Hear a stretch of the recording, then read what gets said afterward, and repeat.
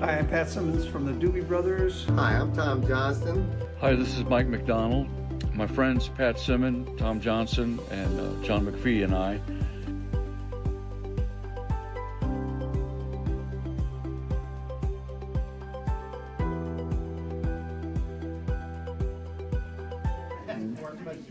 All right, it's almost 6 o'clock. Ready to take our seat, please?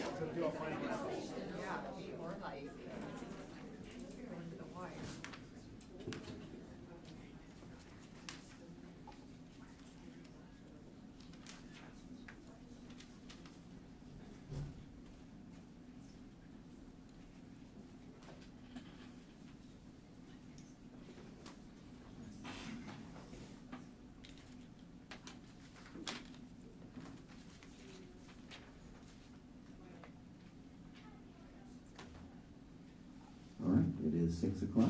Let's get started with the pledge. I pledge allegiance to the flag of the United States of America and to the republic for which it stands, one nation, under God, indivisible, with liberty and justice for all. Welcome everyone to tonight's board meeting. Today is Wednesday, May 21st. Our mission is empowering students in their pursuit of excellence. Do we have a motion to approve the agenda? I would like to move to approve the agenda with one change, the deletion of item 10 in its entirety. That's 10.01 through 10.03. Very well, do we have a second? Second. Roll call, please. Director Castro? Yes. Director Chapian? I was just going to 10.01 was, sorry. It's the second of the closed sessions. Yes, thank you. Sorry for my late arrival. Director Farking? Director Larkin? Yes. Director Lynch? Yes. Director McGivern? Director Smith? Yes. Motion carried 502. All right, we've got some awards here. A lot of people in the audience. A lot of good things happening around our district. So Director Smithson, let's take 3.01. All right. We have a lot of names to go through. If you are part of the National History Day recognition tonight, could you stand, please? Thank you. We have National History Day Iowa contest results. We have Lydia Arnell Liu with a historical paper who was a national qualifier, first place overall. We have Layla Lansing and Parker Keebler for a group exhibit, a national qualifier, first place overall. We have Adrian Gillette, an individual documentary, a national qualifier, first place overall. And Kylie Kavanaugh, an individual exhibit, national qualifier, first place overall. We also have some state winners. We have Catherine Schwartz for a historical paper. She is a state finalist, the top 6, and she also got the Holocaust History Special State Award. We have Abby Smith and Raylan Dobbins, who did a group documentary, who are state finalists in the top 6. We have Kelsey Marbach, who did a historical paper and is a state finalist. Nikyle Siva, I do not know if I said that right, so I apologize if I did not, who did an individual website and is a state finalist. We have Kate Thomas for an individual documentary, a state qualifier, and an African American History Special State Award.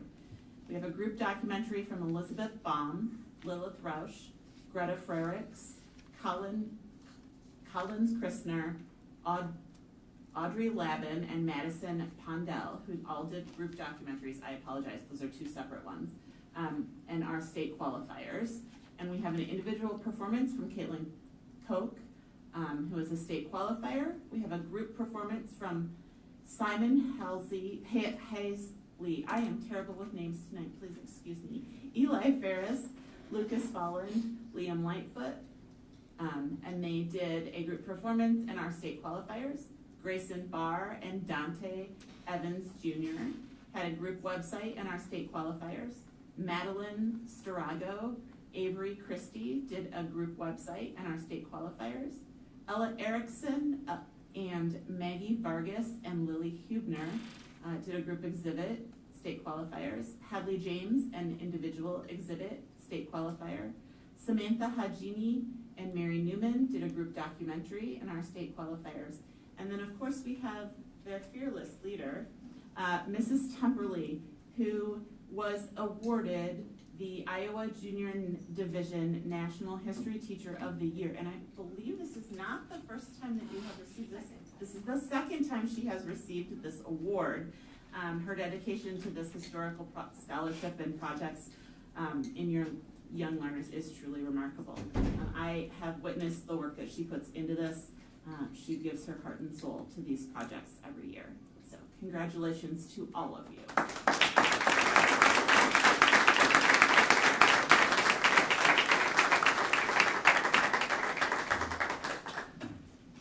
Hi, we did want to just add some comments this evening. As you know, I'm Deb Temperley, and I am the teacher librarian at Bettendorf Middle School, and serve also as one of the National History Day advisors. Joining me up here, okay. We also have 6th grade social studies teachers and are also NHD teacher advisors, Deb Crocker and Kim Dower. On behalf of our complete NHD teaching team, it also includes Kelly Turner, Rachel Rankin, Lisa Barnes, and BHS's Molly Matola. We want to thank you for recognizing our dedicated and very hardworking students. This year marks the 10th year of the Bettendorf School District's participation in the National History Day program. Headquartered in College Park, Maryland, the program has a long and distinguished history dating all the way back to 1974. Following some strategic adjustments to our middle school NHD program structure, our ELA honor students started the year conducting research and writing a paper within the annual theme, which this year was Rights and Responsibilities in History. Following this, 56 students opted to transform their individual papers into competition projects, choosing from the following categories: exhibit, performance, documentary, website, and historical paper. Along with 2 projects from the high school, the projects competed at the Mississippi River District Contest held at St. Ambrose. And as you know, 19 projects from Bettendorf qualified for the state competition, and that was in Ames on April 28th. From there, as you know, 4 projects are now moving on, 5 students to the national contest next month in College Park, University of Maryland. I did want to just also add, in case people didn't know this, but since 2018, the Bettendorf Middle School has consistently demonstrated a strong presence at the national contest level, with anywhere from 2 to 7 projects selected to represent the state of Iowa. And if you would indulge us just a little bit longer, I do have a student and a parent who wish to say a few words tonight. Could we also have all the other students come up and stand behind the podium? Or run the front of the board table?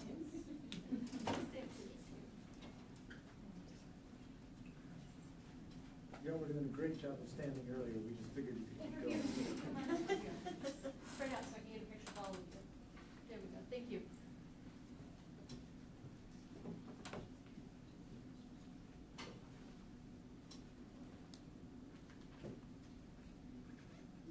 Hi, my name is Parker Keebler, and I'm an 8th grader at Bettendorf Middle School. I've gone to districts for NHG all 3 years in middle school and made it to state and nationals this year.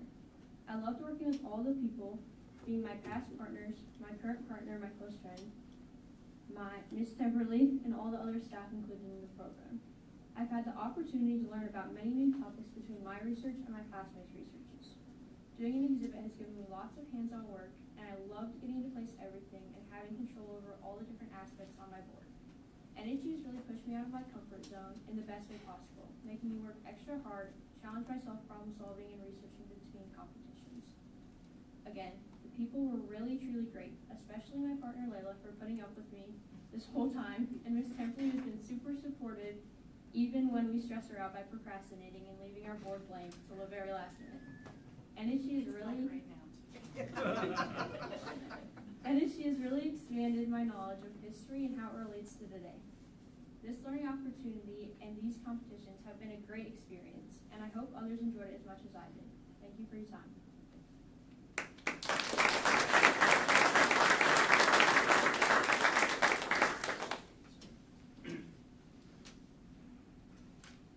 Hi, my name is Aaron Gillette. My son Adrian Gillette participated in NHD this year and last year. Thank you for letting me take a brief moment to talk about National History Day and why it's such an incredible experience for students. NHD teaches kids to tackle projects and stick with them, tackle challenging projects. These are not short-term assignments. They take months of research, planning, problem solving, which builds confidence and shows what's possible when they commit to a goal. It's excellent preparation for challenges they'll face in high school, college, and whatever comes next. Through NHD, they learn how to receive feedback and use it to improve. I'm sure that my son Adrian will tell you that it's not always easy, but these projects go through revision after revision. They've got to have thick skin, listen, make changes, know what feedback to accept, and most importantly, what to reject. All in the service of clearly telling their story and creating their very best work. Perhaps most importantly, NHD gives students the chance to explore topics that matter to them. My kids have participated 4 times now and have explored varied subjects like book banning, the origins of astronomy, censorship in comic books, and the Red Scare in Hollywood. These topics weren't assigned to them. They chose them because they had real curiosity. That personal investment makes learning so much deeper and more meaningful. So I want to thank Ms. Temperley and the entire staff and for their leadership and dedication with the students. They've been such great leaders throughout this process, and to the Bettendorf School District for supporting programs like NHD and giving students the opportunity to grow in so many ways. To the students here tonight competing in NHD, congratulations.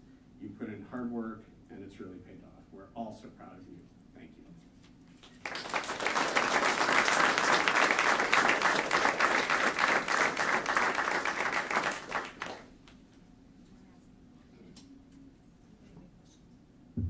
Does our board have any questions or comments for our students or teachers? I have a question. Do you do a lot of your work during the school day, or does it take a lot of your time away from school to do all your work on your projects, etc.? Anybody can stand up and answer that. We do a lot during the school day, like as much as we can, especially me and my partner try to go during like any classes we have free time, but we also have to put in work out of school. So we've done some Saturdays and after school we stayed. So a little bit of both. Thank you. I have a question for Ms. Temperley. Have you heard anything about what next year will look like with the executive order that came down that will affect the funding for this? Well, it kind of caught the national organization a bit off guard. The grant money had been allocated for this year and next year, and it was pretty much literally the rug being pulled out. So through some fundraising efforts, they have raised enough money to cover this year's national contest. We have a theme. For next year, but what next year will look like, at least at the national level, is a little foggy right now. So it's encouraging that they have assigned a theme. I know at the state level, funding has also been cut. Like we've had to move from Des Moines to Ames because of having a location that the State Historical Society could afford to hold the state contest. But Iowa State University opened up their arms to us. So stay tuned. For those of you that don't know what we're talking about, there has been a cut to the IMLS, and that has affected the grant that funds. It's the National Endowment for the Humanities that predominantly provided the funding for National History Day. Yeah. So, I know that I've talked to a couple of legislators and voiced my opinion, so I would just encourage parents who find this a valuable experience for their students to reach out to their legislators as well. I reached out to you become friends with your students after they graduate from high school, and so my rule is I will be a friend to you on Facebook after you have graduated. And so I reached out to some of my former History Day kids and said, would you please write a letter? And they did. One of them is majoring in film and did documentaries. Awesome, thank you. All right, thank you, everyone.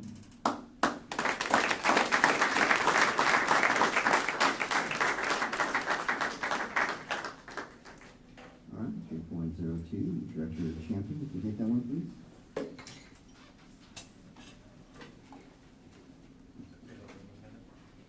It's loading. Oh, it's right.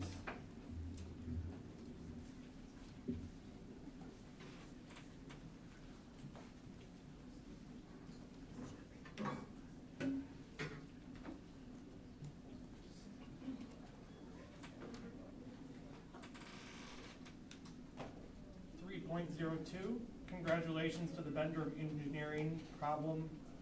Sorry, I'm gonna start over. Congratulations to the Bettendorf Engineering Problem students for being named top school by the Quad City Engineering and Science Council based on their participation in their 3 qualifying contests. Bettendorf was the top team in all 3 contests and won 7 of the 9 trophies overall. Jack was announced as the overall student winner and will receive a $1,000 scholarship. Congratulations to all the students. Sorry, that was Jack Moore. Is anyone here tonight? Record? No, they were not able to be here. Okay. Well, that's good work. Scholarship's nice. Moving on to Military Signing Day, I'll take this one. The following students, this is tomorrow, I believe. Military Signing Day, we've got Army, Navy, and Marines represented. National Guard, Charles McKenna, Braden Hutchinson, Layden Ware, National Guard. Aiden Erickson, Anchors Away, Go Navy. Tyler Gels for the Army and Marines. Mahals of Montezuma, Shiloh Mule, and Cambria Negus. Congratulations, guys, and let the journey begin. All right. Let's see, the band. Director Lynch. Would Miss Pearson please come up? You saw the History Day, you knew it was coming, and you can bring your entourage with you.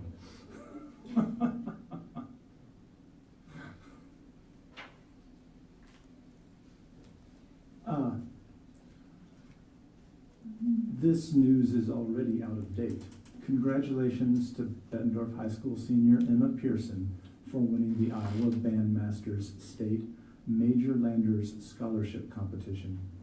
You competed against others from all of the districts in Iowa, and that competition involved a music theory test, sight reading, an interview, and solo performance.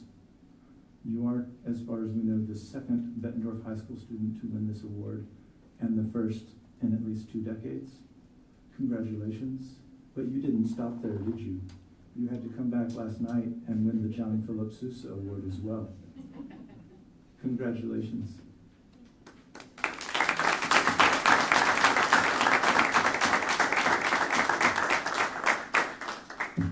So I do have some words I'd like to say about Emma.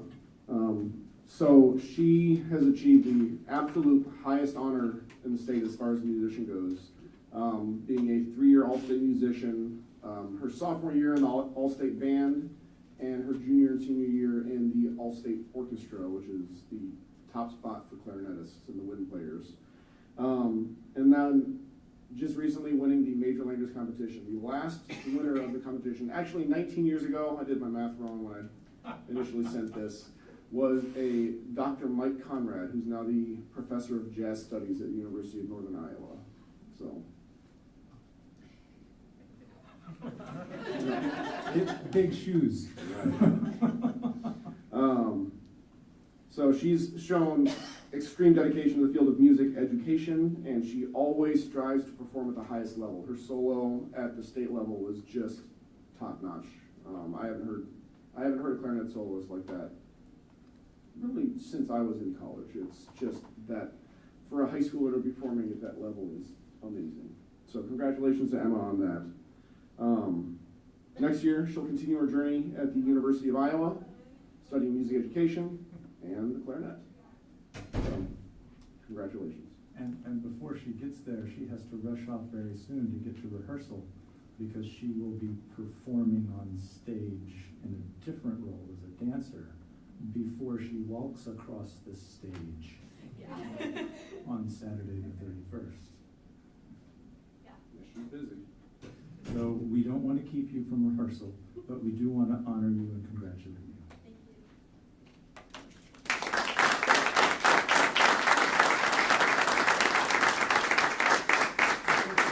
Say something you can't. You don't have to, Emma. Director Lynch. How much time do you spend on the stage you can't get shined down, right? Congratulations, Emma. Congratulations, it's amazing. Thank you for being here. Thank you, Director Saito and Bosco. It is because of your leadership and teaching that we have students that excel in the ways that Emma has. So thank you for your leadership.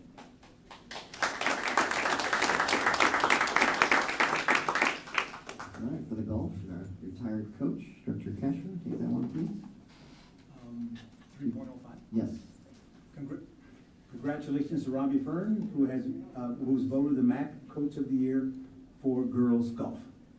We also have an update that just came in right before the meeting. Our girls, and I quote Coach Fern, played amazing and have now advanced as a team to the Iowa State High School Girls Golf Tournament. State tournament. All right, and the track, Director McGivern. Congratulations to the boys track team for their first place finish at districts and honest date for both teams. This is for both BHS boys and girls track. So congratulations, and we hope the best going forward and way to represent our school. So congratulations. And we hope for better weather for them. We do have one of our coaches here. Well, I saw him earlier. You're behind the podium. I couldn't see you. So come on up here. Coach Duke? Yes. Yeah, hi, sorry, I was hiding back there. Evan Duth, if you don't know me, English teacher here at the high school and cross country and track and field coach. Really exciting, both for our girls and boys track and field teams. I'm glad you shared about Robbie Fern. I was going to mention that if that didn't get brought up. I would also mention too, just a quick shout out to our girls soccer team. They are co-MAC champions as of the other night, so that's another great accomplishment for our athletes here at Bettendorf High School. Just wanted to share really quickly about how you qualify for the state meet for track and field. There are 6 districts in 4A. They take the top 2 finishers as automatic qualifiers from the 6 different districts, and then they take the top 12 best marks in each event after that. There are 19 total contested events in Iowa high school track and field. So we're really excited. On the girls' side, we qualified 10 of those events. We're taking 17 girls with us. And then on the boys' side, they qualified 13 events and are bringing 19 boys. So we plan to roll out of here bright and early tomorrow morning. The 4A session is in the afternoon this year. So we'll be competing Thursday and Friday afternoon. And then they throw everybody together, 1A, 2A, 3A, 4A, on Saturday for all of the finals that happen. So if you're interested in watching any of those, if you go to the Iowa High School Sports Network, you can watch a live stream of all of those events for free. So thank you for your support of our athletes here at Bettendorf High School. Appreciate it. Thank you, Coach.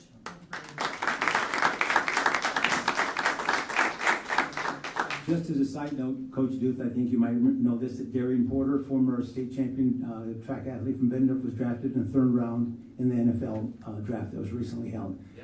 Did a nice little special about him on Channel 6, and he speaks very well of his high school coaches and his Bettendorf upbringing as well.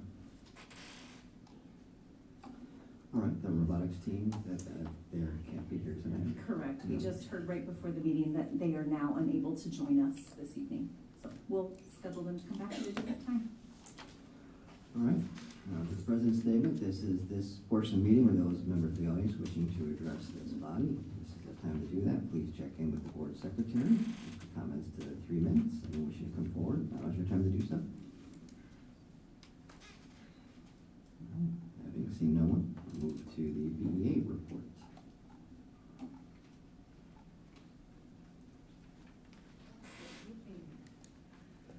We held our most recent BEA meeting on May 7th. That's why I wasn't here, because right after we were at Happy Joe's, and we do this 2 times a year. It's a gathering that provides a welcome opportunity for all of us to get together, to connect with colleagues, and reflect on the year that we had. We're going to hold one final BEA meeting on June 3rd to close out the school year. Just a quick update on our team. As an executive team, we're going to be doing some restructuring with ISEA, going from 5 executive members to 4, and just realigning some of those positions to run a little bit more effectively and delegate some tasks out to run a little bit more efficiently. So that's something that we're going to be working on this summer.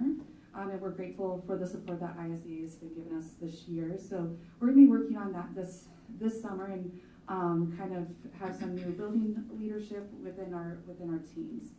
As we approach the end of the year, our teachers are certainly feeling the weight that naturally comes with this time of year. So complex things going on, just workloads when we think about end of the year grades and all those types of things. So, and the emotional farewells. And I know a lot of our teachers are feeling that, because this time of year is a little bittersweet. And so the support from our building administrators has been really appreciated. And we continue to emphasize on the importance of grace and empathy, just as we did at the beginning of the year. Our teachers needed grace then and they need it now. There is also so much to celebrate as we wrap up this school year, from student growth that we're seeing on our assessments to achievements to the dedication and the accomplishments of our staff. To every teacher and staff member, we see you and appreciate you, and we celebrate all that you have done. This year has also brought a lot of moving parts and significant changes that have impacted some of our educators here. And through collaboration and open dialogue, we've been able to navigate these transitions together. And as we look ahead, I encourage everyone to ask yourself, what are we doing to grow our enrollment and spread the message that Bettendorf is the place to be? How are we doing this? While we can't control every narrative that is in the community, we can offer new perspective in any kind of encounter that we have. So we can continue to rewrite the story well and do it together for the collective good of our district. IBPS was a strong first step and a late foundation for a positive progress, and it's just the beginning in the big picture of creating the district that we all envision and where we all know we want it to go. So thank you and have a good night. That was a nice report. Thank you, Emily. That's the report.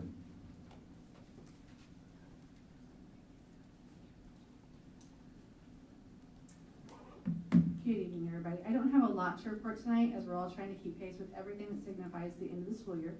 For those counting along with me, graduation's in 10 days. We have more to report back when we come back in June. I do want to take a moment to do a few shout outs. Grantwood Principal Jill Bresnan would like to give shout outs to two of her paraeducators. Amy Everging is an outstanding paraeducator. Her patience, understanding, and positivity make her a source of comfort and support for the students she works with. She builds strong relationships and shows genuine care for all. Amy goes above and beyond to make a difference in students' lives. I am very appreciative of the positive impact that she has made at Grantwood and the value she adds to our inclusive and nurturing environment. Lydia Campion is a true asset to our school community.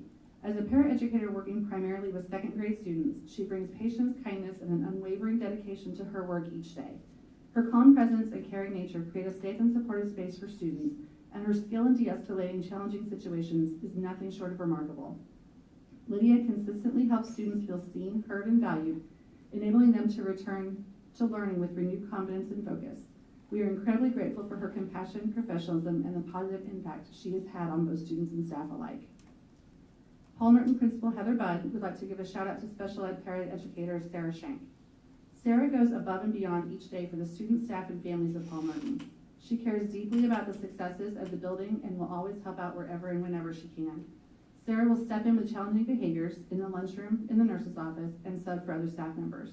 She's also built an amazing relationship with one particular student that she works with and will always go out of her way to make sure the student is successful in any way that they can be. We appreciate Sarah's dedication to Paul Martin. The Bettendorf High School administration team and I are teaming up for our final shout out. Sarah Tagg, BHS Attendant Secretary, has gone above and beyond in her role, stepping up to manage what was once a two-person office entirely on her own since February. Each day, she efficiently checks hundreds of students in and out for appointments, open campus privileges, Scott Community College classes, and a variety of other events, all while maintaining a positive and welcoming attitude.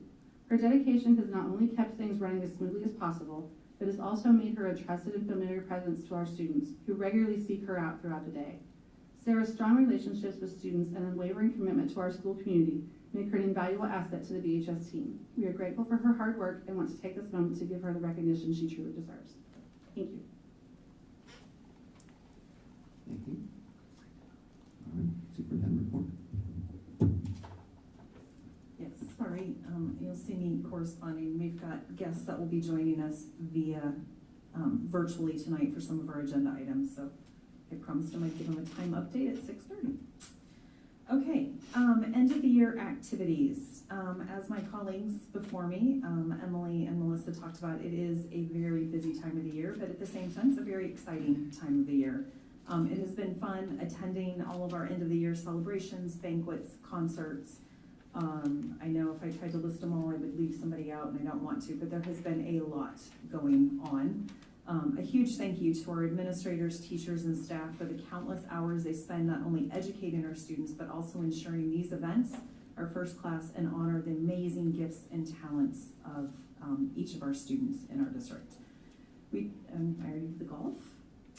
It is Future Ready Week, so thank you to Haley Hoyt, our District Career Readiness Coordinator, all of our administrators, our counselors, our teachers, and our staff for their work to make Future Ready Week meaningful and memorable for all of our students throughout the district.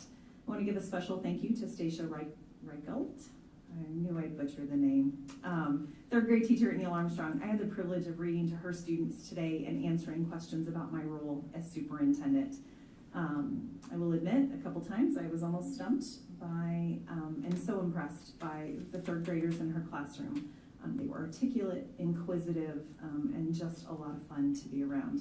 I look forward to reading in Wendy Retzel's second grade class at Paul Morton tomorrow. I appreciate all of our teachers for their flexibility this week, for opening up their classrooms to all of the volunteers who are teaching our students about all of the different paths they can take once they graduate, and to our secondary teams of teachers and staff. Thank you for your flexibility as there are different activities and events going on that we have to flex schedules for so that students get to have hands-on experiences and interact with community members around possibilities for post-graduation. And I have to piggyback on something Emily said about emotional farewells. As I was in the third grade classroom today, the teacher might have commented that while there's always excitement to ending a school year, that one of the hardest parts is saying goodbye to those students, even though they will be back next year as fourth graders in another teacher's classroom. And so this is, for teachers, it's a bittersweet time of the year. Senior Decision Day. So we held, the high school held their second Senior Decision Day today. This fun event invites our seniors to the Commons to grab a donut, connect with classmates, pick up collegiate swag, pick up their yearbooks, sign a senior banner letting everyone know their plans for graduation. So thank you to our counselors, our high school counselors, Haley Hoyt, for your leadership and coordination of the event, as well as our higher education partners and central office staff who gave of their time to assist. From everything from passing out donuts to yearbooks. Jamie, I think you've got a career there. Great job with the donuts this morning. Pass out donuts. I think Miley wanted to give you a shout out for that. And then I know in the consent agenda, there's a piece about open enrollment that I received quite a bit of traffic around today for the numbers coming into Bettendorf Community School District for the 25-26 school year, specifically the 55 students that are being approved tonight upon your approval from Davenport. Open enrollment numbers are consistent with previous years. Typically, those numbers over the last couple of years have been spread out. As if you recall, a couple of years ago, our state legislators removed the March 1st deadline, and parents could open enroll in and out of school districts year-round. There was no deadline for that enrollment. So that created, over the last couple of years, much more of a slow trickle, so to speak, of applications coming in, being approved, being accepted, and but in last legislative session, effective this March, that March 1st open enrollment deadline was reinstated. And so all open enrollment applications had to be received by March 1st to be considered for the 25-26 school year, unless you moved into the district, like you relocated after that deadline, or there are a few extenuating circumstances that we will consider. So with that, my admin assistant, who has taken on many additional roles over the last couple months with some of the staff transitions, wanted to work to get all of these applications processed very quickly so that families would be notified, so they could make the plans appropriately. And so as you have it this evening, that is why there's a large batch coming before you. And the other piece we need to keep in mind, after I arrived in the district, going into the second year, we backed or brought registration from July to February so that we could get our returning families to re-register sooner, so that we could better project what staffing would look like and make those adjustments in a more proactive manner instead of a reactive manner. And so with that, we had a better idea of what our classroom loads would look like, and we were able to do larger approvals all in one batch. So the variance is nothing unusual, as a district, I believe it was Emily, and not Melissa, who talked about increasing enrollment in our district, and it's all of our responsibility. I think this is a compliment to our district that we have these families that want to come and educate their children in the Bettendorf Community School District. So I hope I have answered the questions that will be part of the consent agenda. And Dr. Morse, one question, that money from those students will come, we'll get that for next year, is that correct? Or So does it we follow them immediately? Yes and no. So we bill twice a year to the district of residence. So at first semester and at second semester. So it does lag based on billing. Mm-hmm. Thank you. And since our June 4th meeting has been canceled, I want to give a special thank you to all of our individuals who will be retiring from the Bettendorf Community School District at the end of this school year. It's a mouthful. I calculated quickly over 380 years of service total for the individuals that will be leaving us, as high as 41 years of service. Miss Lori Hatch, Bettendorf Middle School social studies teacher. I just want to say thank you for your dedication to our district, to the students that you have served over the years and their families. Our district is truly a better place because of you and what you have done for your colleagues and for our students. And last but not least, would Mrs. Allison please come up to the podium? I know you're in that. Yes, you don't get to say no, it's not an option. Tonight we want to honor our Director of Student Services, Karen Allison, for her years of service. Karen joined our district in 2017.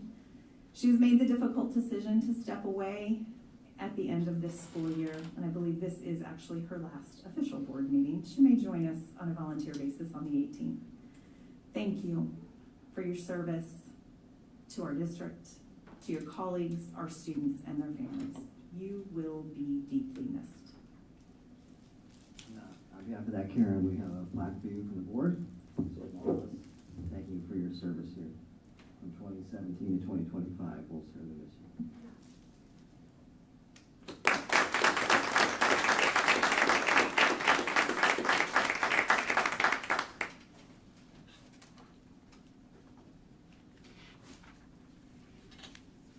All right, do we have a motion to approve the consent agenda? I move we approve the consent agenda as presented. I can second that. Roll call, please. Dr. Campion? Yes. Dr. Freckey? Dr. Larkin? Yes. Dr. Lynch? Yes. Dr. McGivern? Yes. Dr. Smithson? Yes. Dr. Castro? Yes. Motion carried 601. Health and dental vision insurance. I'll make a motion for 5.01, approve the proposed health, dental, and vision insurance rates for the 2025-2026 plan year. Second. All right, discussion. So annually, we bring these rates to you for your consideration and approval. We will be seeing a 4% increase in the health insurance costs for coverage. We are not, once again, not seeing any increase in dental or vision. While 4% is higher than any of us would ever want, it is definitely below what we are seeing some of our colleagues experiencing who are in the double-digit increases, anywhere from 10, 12, 15% increases. I want to commend our human resources team under the leadership of Miley Mejia. I know you're in here somewhere, I just can't see you. Back there in the corner. Okay. For the work that we are doing with True North, who is our broker, to really be thoughtful and mindful about how can we make adjustments in our plan that does not directly affect the employee, and if they have family coverage and their families, so that we could mitigate some of those reasons why health insurance premiums go up. And so we are very lucky and blessed in our district to have a wonderful plan, comprehensive health insurance plan. And so while the 4% increase is a slight decrease from last year, we consider ourselves to be lucky, as we have seen some of our colleagues across the state have 2 times, 3 times that rate increase. Any questions? Miley, did I miss anything? No. Okay. please. Director Frecking, Director Larkin. Yes. Director Lynch. Yes. Director McGivern. Yes. Director Smithson. Yes. Director Castro. Yes. Director Champion. Yes. Motion carried 601. All right, school fees and meal prices. I move we approve the 2025-2026 school fees and meal prices as presented. I can second that. Okay, discussion? If there's any questions, I'll entertain those. Our nutrition services manager, Michelle Reeson, does a really nice job of being thoughtful before we have to implement any increases. To that effect, we are being priced out of the chicken sandwich market. She felt that what we had to charge to cover the cost just was not a value for our families.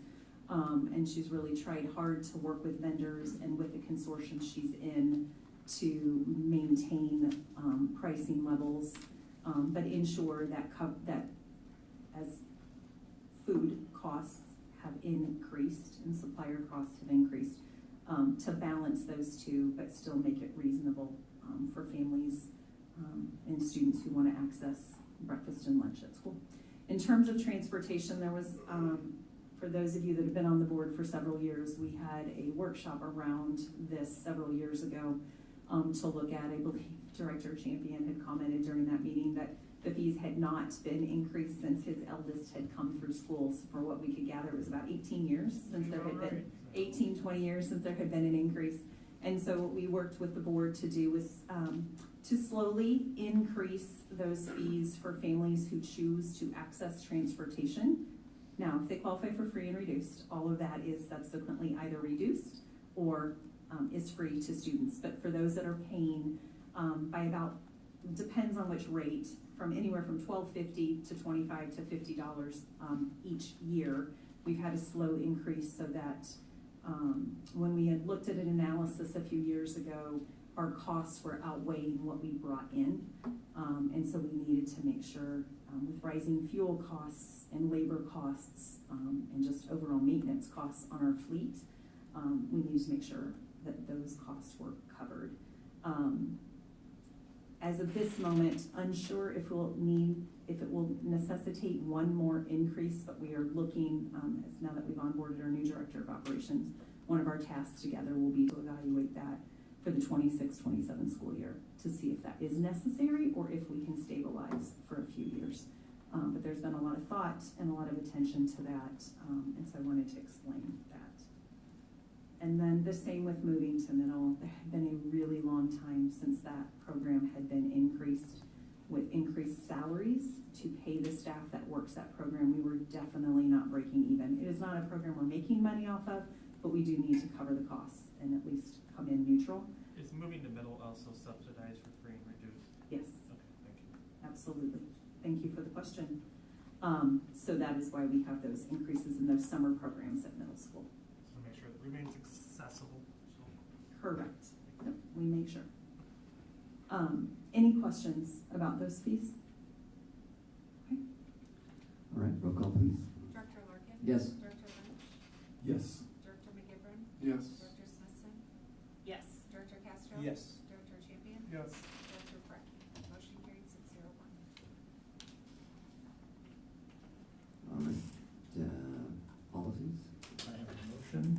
I move that we approve policy 704.2 and 704.2 R2. Second. Okay, so will we go back and do another motion on the other four? That would be, people would be welcome to do that after we vote on this motion. Okay. Okay, so Richard, yeah, I was just gonna say, can we ask? or can you repeat your motion first? Yeah. Well, so it's, I'm so all what you're slow. doing is you're breaking down just the two and we're not addressing the 102s. Correct. So my question is, Sorry, from, Ryan. no, it's okay, my question is from, I think the same question from a formal, so this discussion's on 704, then we're gonna come back, is that something we can do with a board agenda item? Can we come back and address the 102s after this discussion, or how does that? Certainly can. Mhm. We'll eventually need to address all that are on here tonight, one way or the other. So Richard, can I ask just why What is your reasoning for that, if you don't mind me asking? I fully support 704.2 and its corollary, and want those to be unanimously supported as they directly affect our bonding that we will be taking up later this meeting. However, as I stated at the last meeting, I am not willing to remove protections from our students as a matter of board policy, and I will vote against the 102 changes. Thank you for that Thank you. clarification. So, I guess if the goal is to get these first two passed, I will just second his original. It's already been seconded. Oh, okay. Yeah, so we'll deal with the first round, and then we'll go back and deal with the next group. All right. Sorry. Roll call on the motion as presented. Director Lynch. Yes. Director McGivern. Yes. Director Smithson. Yes. Director Castro. Yes. Director Tupian. Yes. Director Freckey. Director Larkin. Yes. Motion carried 601. All right, now we'll move to the 102 series. I'll make a motion to approve the policies listed below for 102, 102.E1, 102.E2, and 102.R1. And a Second. okay, so, Can I ask a question? yes, Of the staff? The changes to these policies are to bring us into compliance with what?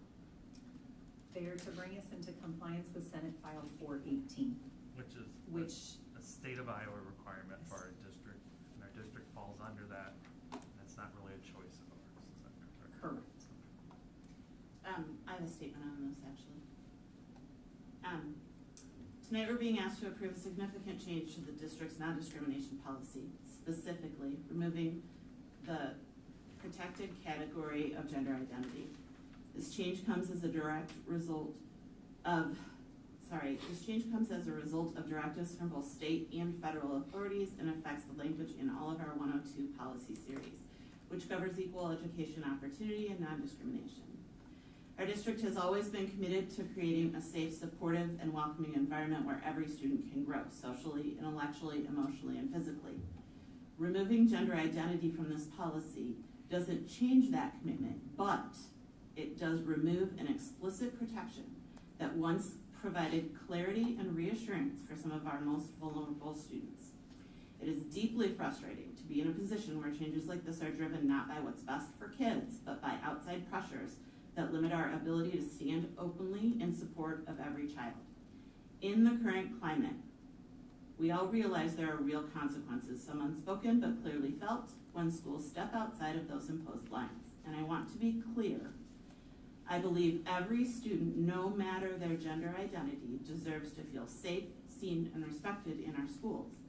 Even if the wording in our policy changes, our moral responsibility to support and affirm every student does not change. That responsibility is something that I personally take seriously, and I will continue to uphold in every decision that I make. It's also important for our students and families to know that there are still ways to report and respond to discrimination or mistreatment. Our 102 policy series outlines the steps to take those and the people to contact, and I strongly encourage anyone who is facing those challenges to use those sources and reach out, because help is available and you are not alone. While I understand how and why this vote is happening, I cannot, in good conscience, support a change that I believe leaves some students less protected than they were before, and I hope we will continue finding ways through policy practice and personal commitment to ensure that every student in our school feels safe, welcome, and valued. okay, I will just echo what I said 2 weeks ago. On my view, state law is state law. Our policies, if they are in contradiction to state law, the state law would trump, right? And so I do not feel like it is appropriate for us to change policies when it's kind of a mood change anyway. So I would prefer to keep the policy with the explicit recognition of, as I said then, and as Linda said quite eloquently, vulnerable minorities. I would like to preserve those protections explicitly in policy. okay, roll call please. Director McGivern. Yes. Dr. Smithson? No. Dr. Castro? Yes. Dr. Champion? I'm not willing to get this district into a compliance fight right now, and gonna vote yes. Director Frecking? Director Larkin? Yes. Director Lynch? No. Motion carried 4-1.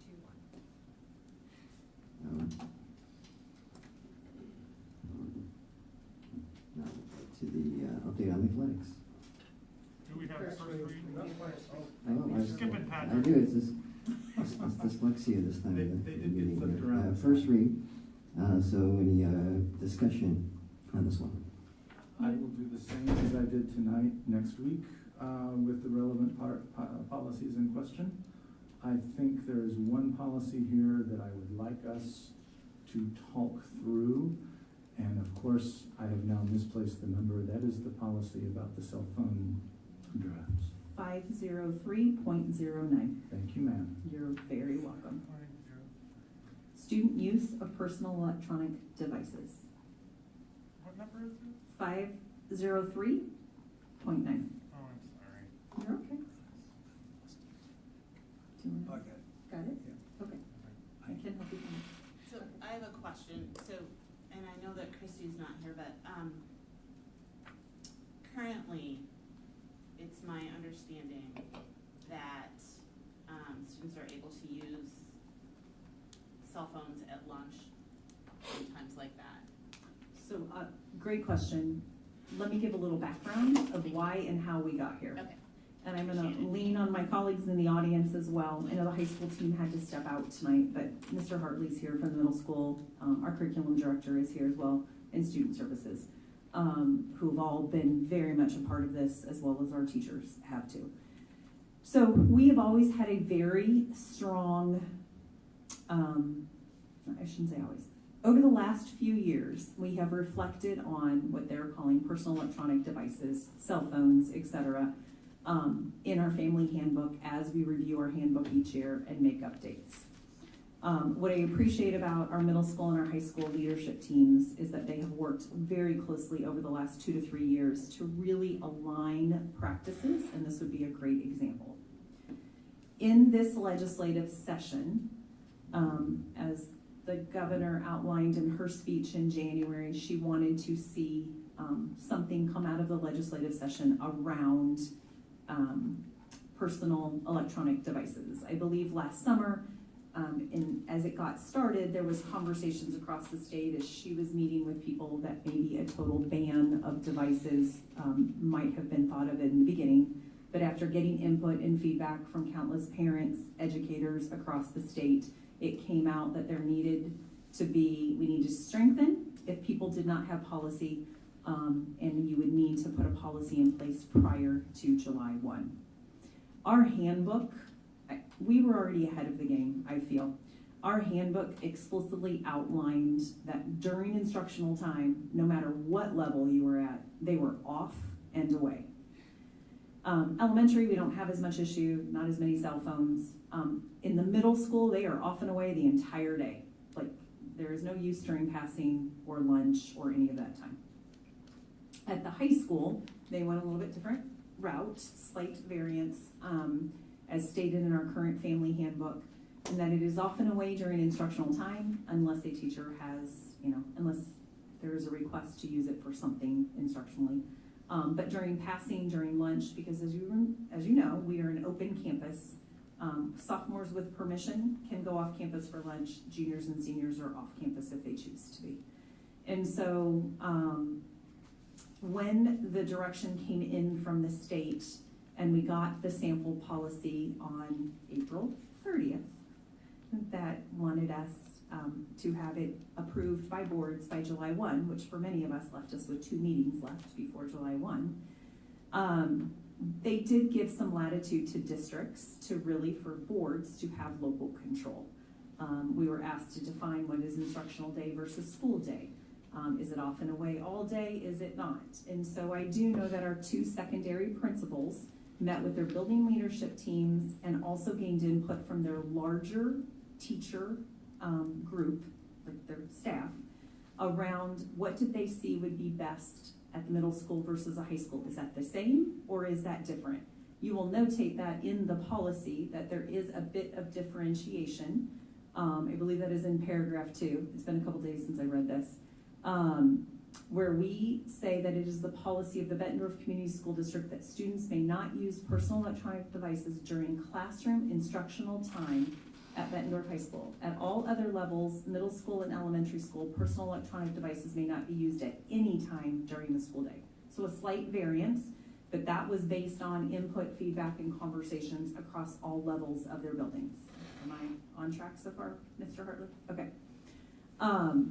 And then we go further to define what personal electronic devices are, school day, instructional time, etc. So this policy is being created because it is now a mandatory policy through the state.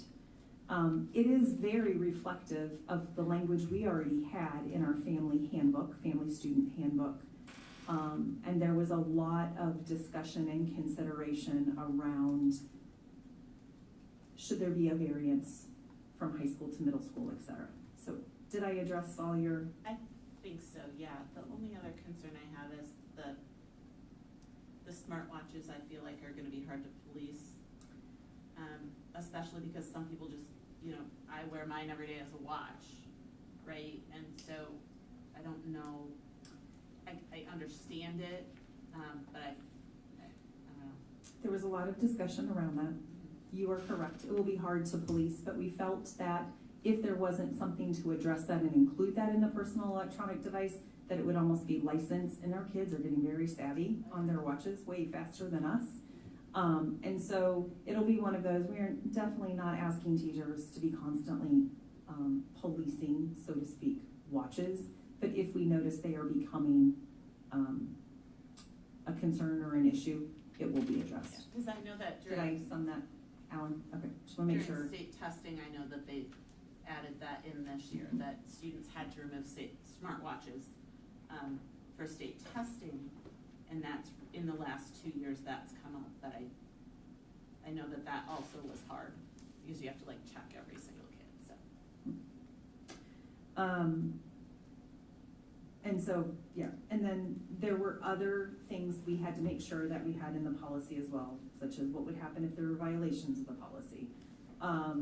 These are a higher level overview. Our family handbook gets much more into detail about that, but this is a policy, right?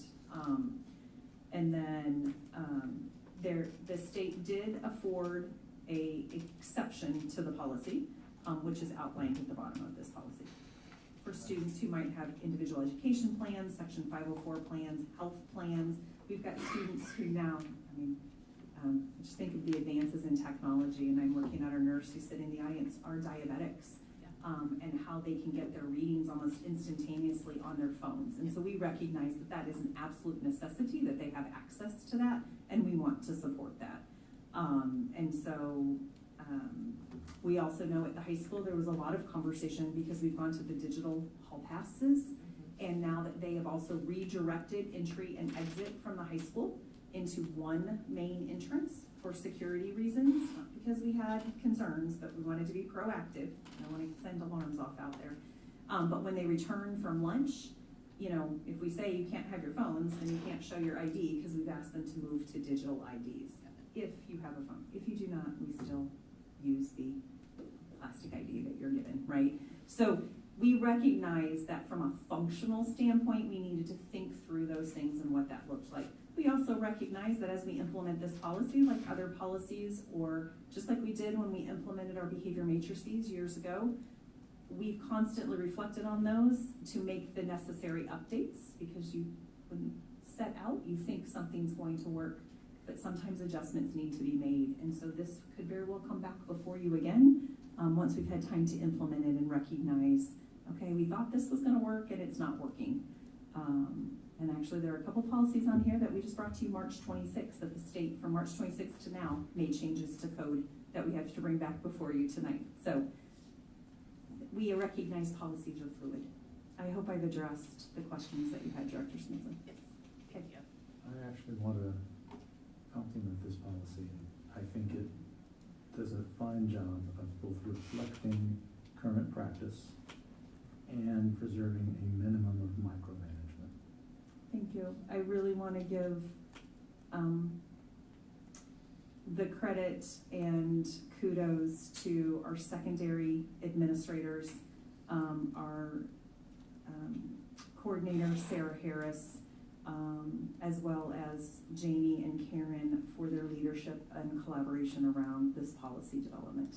I think we've done a really nice job. I appreciate the teachers' input on this and the time that both the middle school and high school's building leadership teams have put in. We also worked with our elementary team. It's just such a different landscape for our littles compared to our secondary students. It's changing. We're seeing it migrate younger and younger, and so it needs to be addressed. But I do really want to give the credit where credit is due, and that is with those administrators and teacher leaders for their input and the conversation.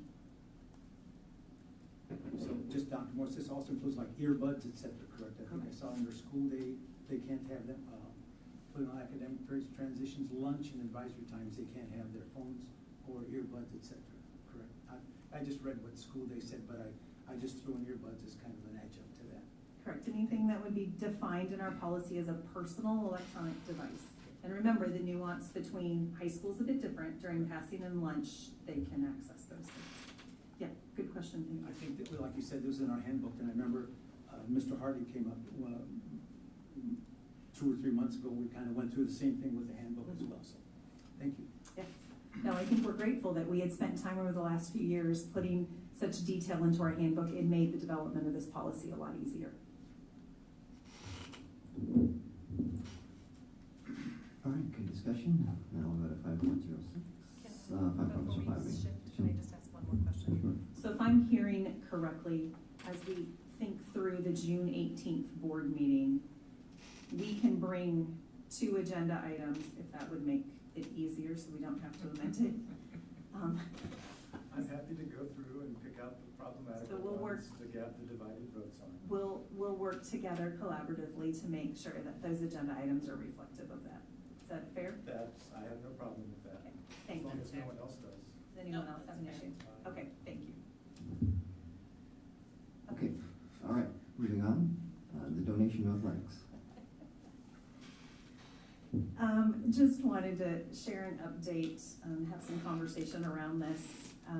We actually, just as of, I believe, today, received the first part of that donation. Again, I want to thank our Quad City Community Foundation and our own Bettendorf Community Schools Foundation for helping us find a way to work with Ms. Quayle to liquidate those securities in a way that was financially productive for her, and that she didn't lose countless dollars in unnecessary taxes, and then in a way that could come to our district. As we talked about at the last meeting, those projects through that generous donation will address I believe there's been some confusion in the last 2 weeks.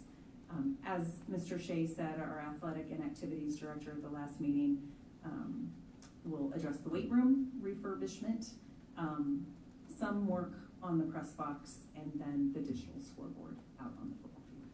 So. Yeah, and there's some miscommunication out there in the community, and I know Mr. Quayle apparently had some concerns as well, and I think this is a lesson of the board about unifying communication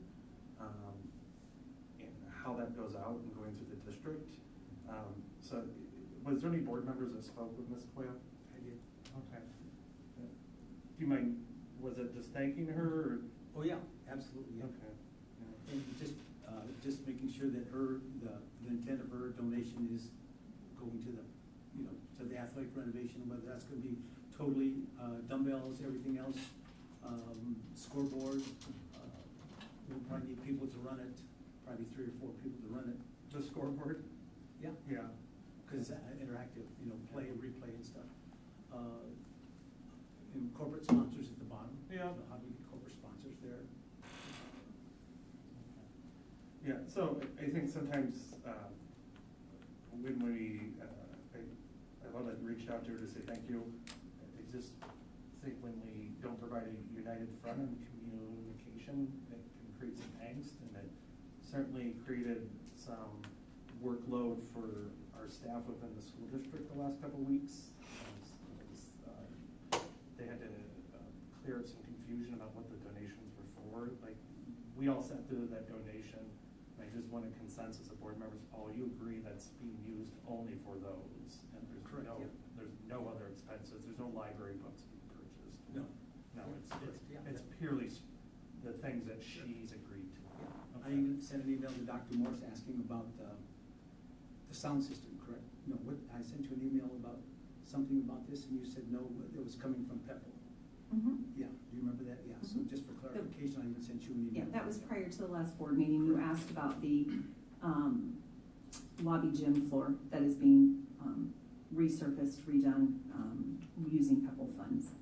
And so this is only being used for those things that she's agreed to, and the foundation, everybody's worked to get this money in place for, so we can actually get materials ordered and get these projects done. And if there's anything came in under bid, those monies would obviously stay in their intended focus. Yeah, and I guess I would ask if there was, so I felt like Mr. Shea's presentation was explicitly clear at the last board meeting around the three purposes for that funding. It did come back through staff that through that phone call, there was a perception that you had asked about wanting to know why library books were going to be paid for. No, I just said it's going to be exclusively for athletics and not for purchase of library books, except for that her intent was exclusively for the athletic renovation, which I think we that was made really clear at when it was first brought to us and at the last board meeting that it was only going to be used for these things. Correct. So I don't know why you would ask a question like that, as it was really, really, really clear at our meetings what that was being used for. That if, when we purchase all these things, if there were excess, they would kind of stay for what she intended it to be. That was very clear in our presentation. Okay, that's what. Why would you ask about library books have nothing to I do didn't with ask it? about library books. I just said that make sure that all what you intended the money to be spent for was spent for. And as an example, I just said maybe not for library books, but just stay or pencils very pencils clear in our or presentations what it was being used for. So I think it's an amazing donation. I get really upset when you go, well, I just asked. Well, but you asked that for a reason. And it was really clear in our presentations that it was only going to be used for this.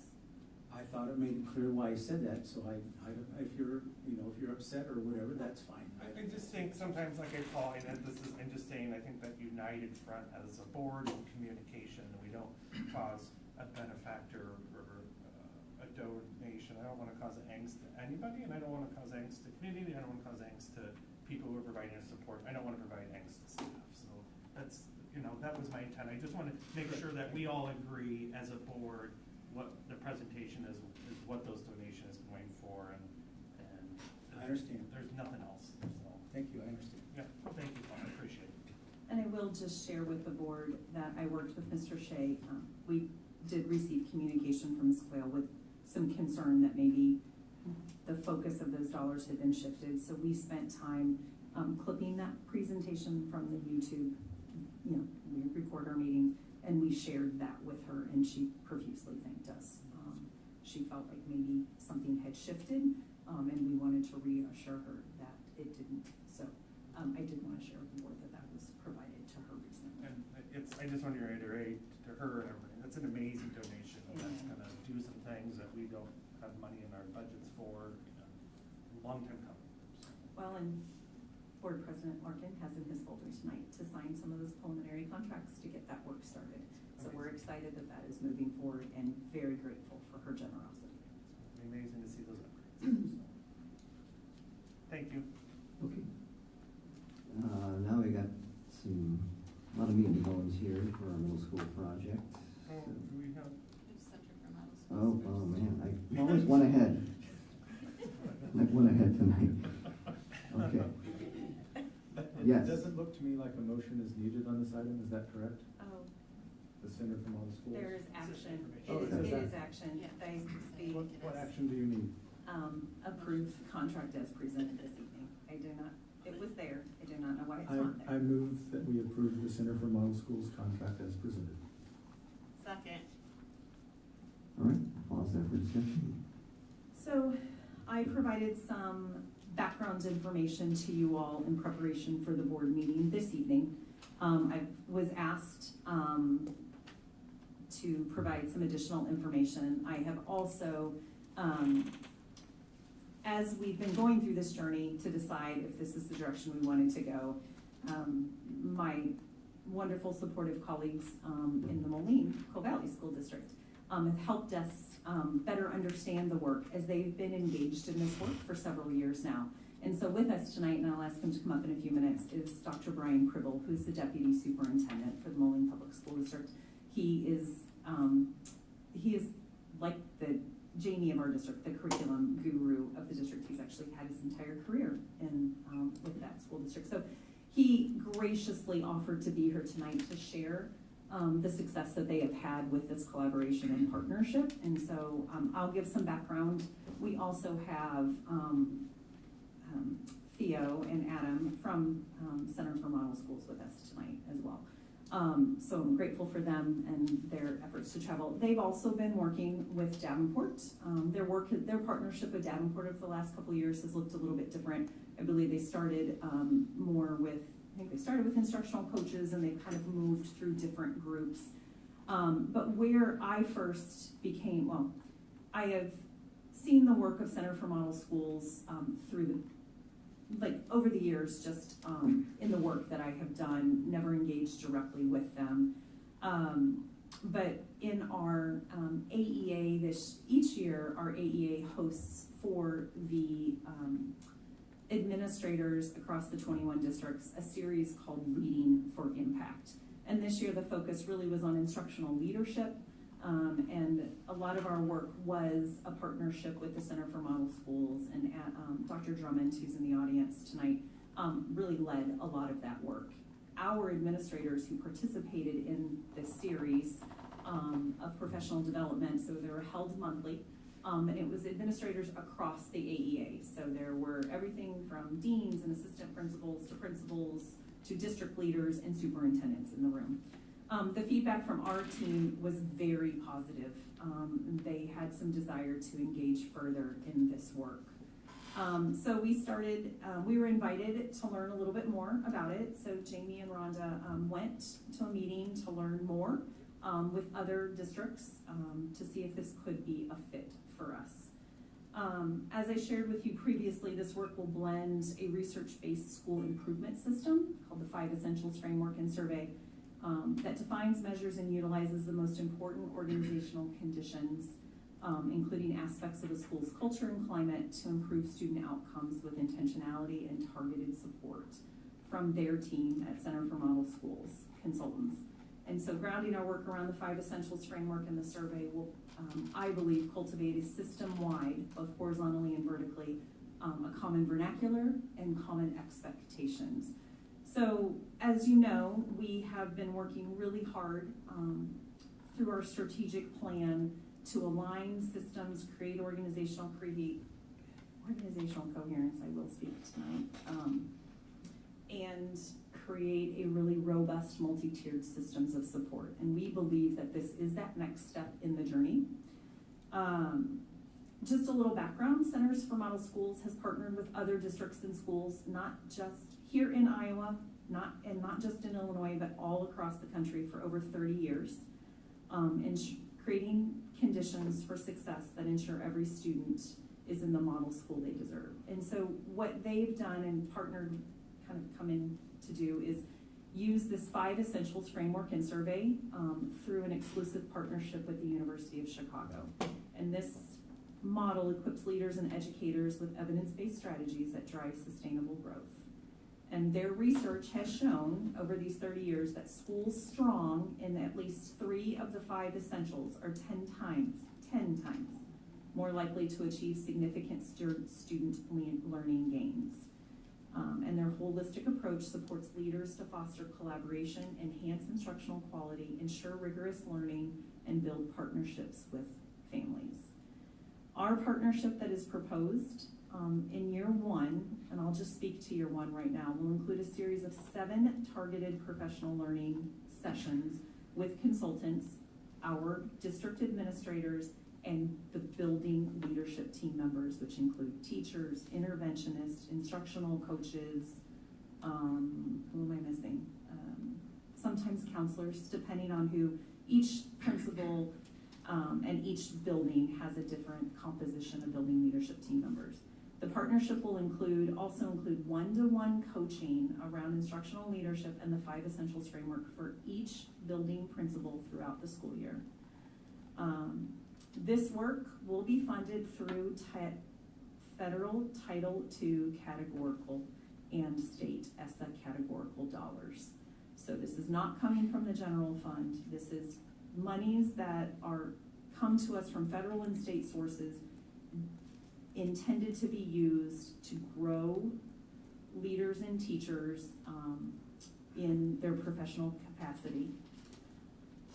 While the preponderance of one-to-one coaching will be focused on our building leaders, there will also be a series of 7 professional opportunities for building leaders, their building leadership teams, and central office administrators. And then we will start through this process to implement a trainer of trainer models so that those building leadership teams and their administrators will work with their teams at their buildings to see this work get infused through our PLCs, our collaborative teacher time, and throughout the work that we do each and every day. And those 5 key areas are effective leaders, collaborative teachers, supportive environments, and involved families, which ultimately lead to ambitious instruction. I've been asked over the last couple months, as we've had some announcements of leadership transitions, how are we going to better support our principals so they are better equipped to support our teachers and support staff in their buildings? Each of you has received some emails, and you know what I'm referring to in terms of how do we support the leaders. As we went through the interview process to hire our 2 new principals that will be joining us, that was important to the panels as we made the selection from the parents and the teachers and other staff that sat on those panels, is how do we develop systems of learning for our leaders so that we can foster sustainability and help them to be better so they can better support their staff. I believe Emily said it tonight when she said the work is hard, and we need to make sure that we are supporting all levels of our organization around the work we are asked to do and the requirements the state puts on us. And I think it's important through this partnership, our building leaders will engage in coaching cycles similar to what we ask our teachers to do with our instructional coaches. And as we know, every successful athlete out there, whether at the collegiate level, the high school level, the youth level, the professional level, they have coaches. They often have multiple coaches that work on whatever it is they feel they need to hone in on so that they can be better at their craft. So, Dr. Pribble, would you mind just coming up and sharing your experience in the work? I also, because I don't believe he'll tout their horn, but one of their elementary schools is being recognized nationally at the national conference this summer in June, and that is a testament to the work. Also in Illinois, the state requires that all districts use the 5 essentials framework and survey. Some have really embraced that work, like Moline, and have really infused it throughout their strategic plans and into the day-to-day work that they do. And don't just look at it as a one-off survey that they give on an annual basis. And so, Dr. Pribble, I really, truly appreciate the time you took away from your family tonight to be here, to engage in this conversation. I actually dropped my daughter off over at one of her Bettendorf friend's house, so she was really excited. So it worked out really well. So, hey, thank you for having me here tonight. When Dr. Morris asked me to speak, this was really easy for me because, you know, I joke around a lot about the 5 essentials since I've been a principal. I've been in Moline 27 years. You know, I really do believe in our community, the Quad Cities, and we're all better together and we're all stronger together. But it's one thing Illinois got right, believe it or not, the 5 essential framework. They put it out, it's research-based. As a building principal, I didn't see the value in it. not until I came into district leadership and I realized that we have 10 elementaries, 2 middle schools, a high school in Moline, similar to what you guys have 7 elementaries, or 8 buildings total maybe, am I close? Yeah. And I think that when I was a building principal, you can't find a building that is successful without an effective leader. You just can't. And those leaders are the teachers as well, your teacher leaders. And when you look at the 5 essential framework, it really gave us some guidance. It helped bring things together because we're surveying our parents, our teachers, our students. We're getting that feedback back, and we're able to use that to drive our strategic planning. We use a PACE acronym, People, Achievement, Community, and Environment. And when you look at the 5E, I always tell people, what would you take away? You want to involve families, you want collaborative teachers, effective leaders, supportive environments, and ambitious instruction. All those are key. And for a long time in my 27 years, it was really tough as getting into educational leadership at the district level to really bring it all together. But the 5E helps get all those voices heard. It helps guide the leadership, and having your individual buildings like you do, it helps bring those leaders together, and they're all talking the same language. And our partnership that we've had, what Dr. Morse mentioned with Center for Model Schools and HMH has been very powerful because it's helped support our building leaders, and it's tough right now. It's tough to be a building leader. You're a disciplinarian, you're a dean, you're trying to be an instructional leader and help with student achievement. So it's been a great system for us. It's worked really well.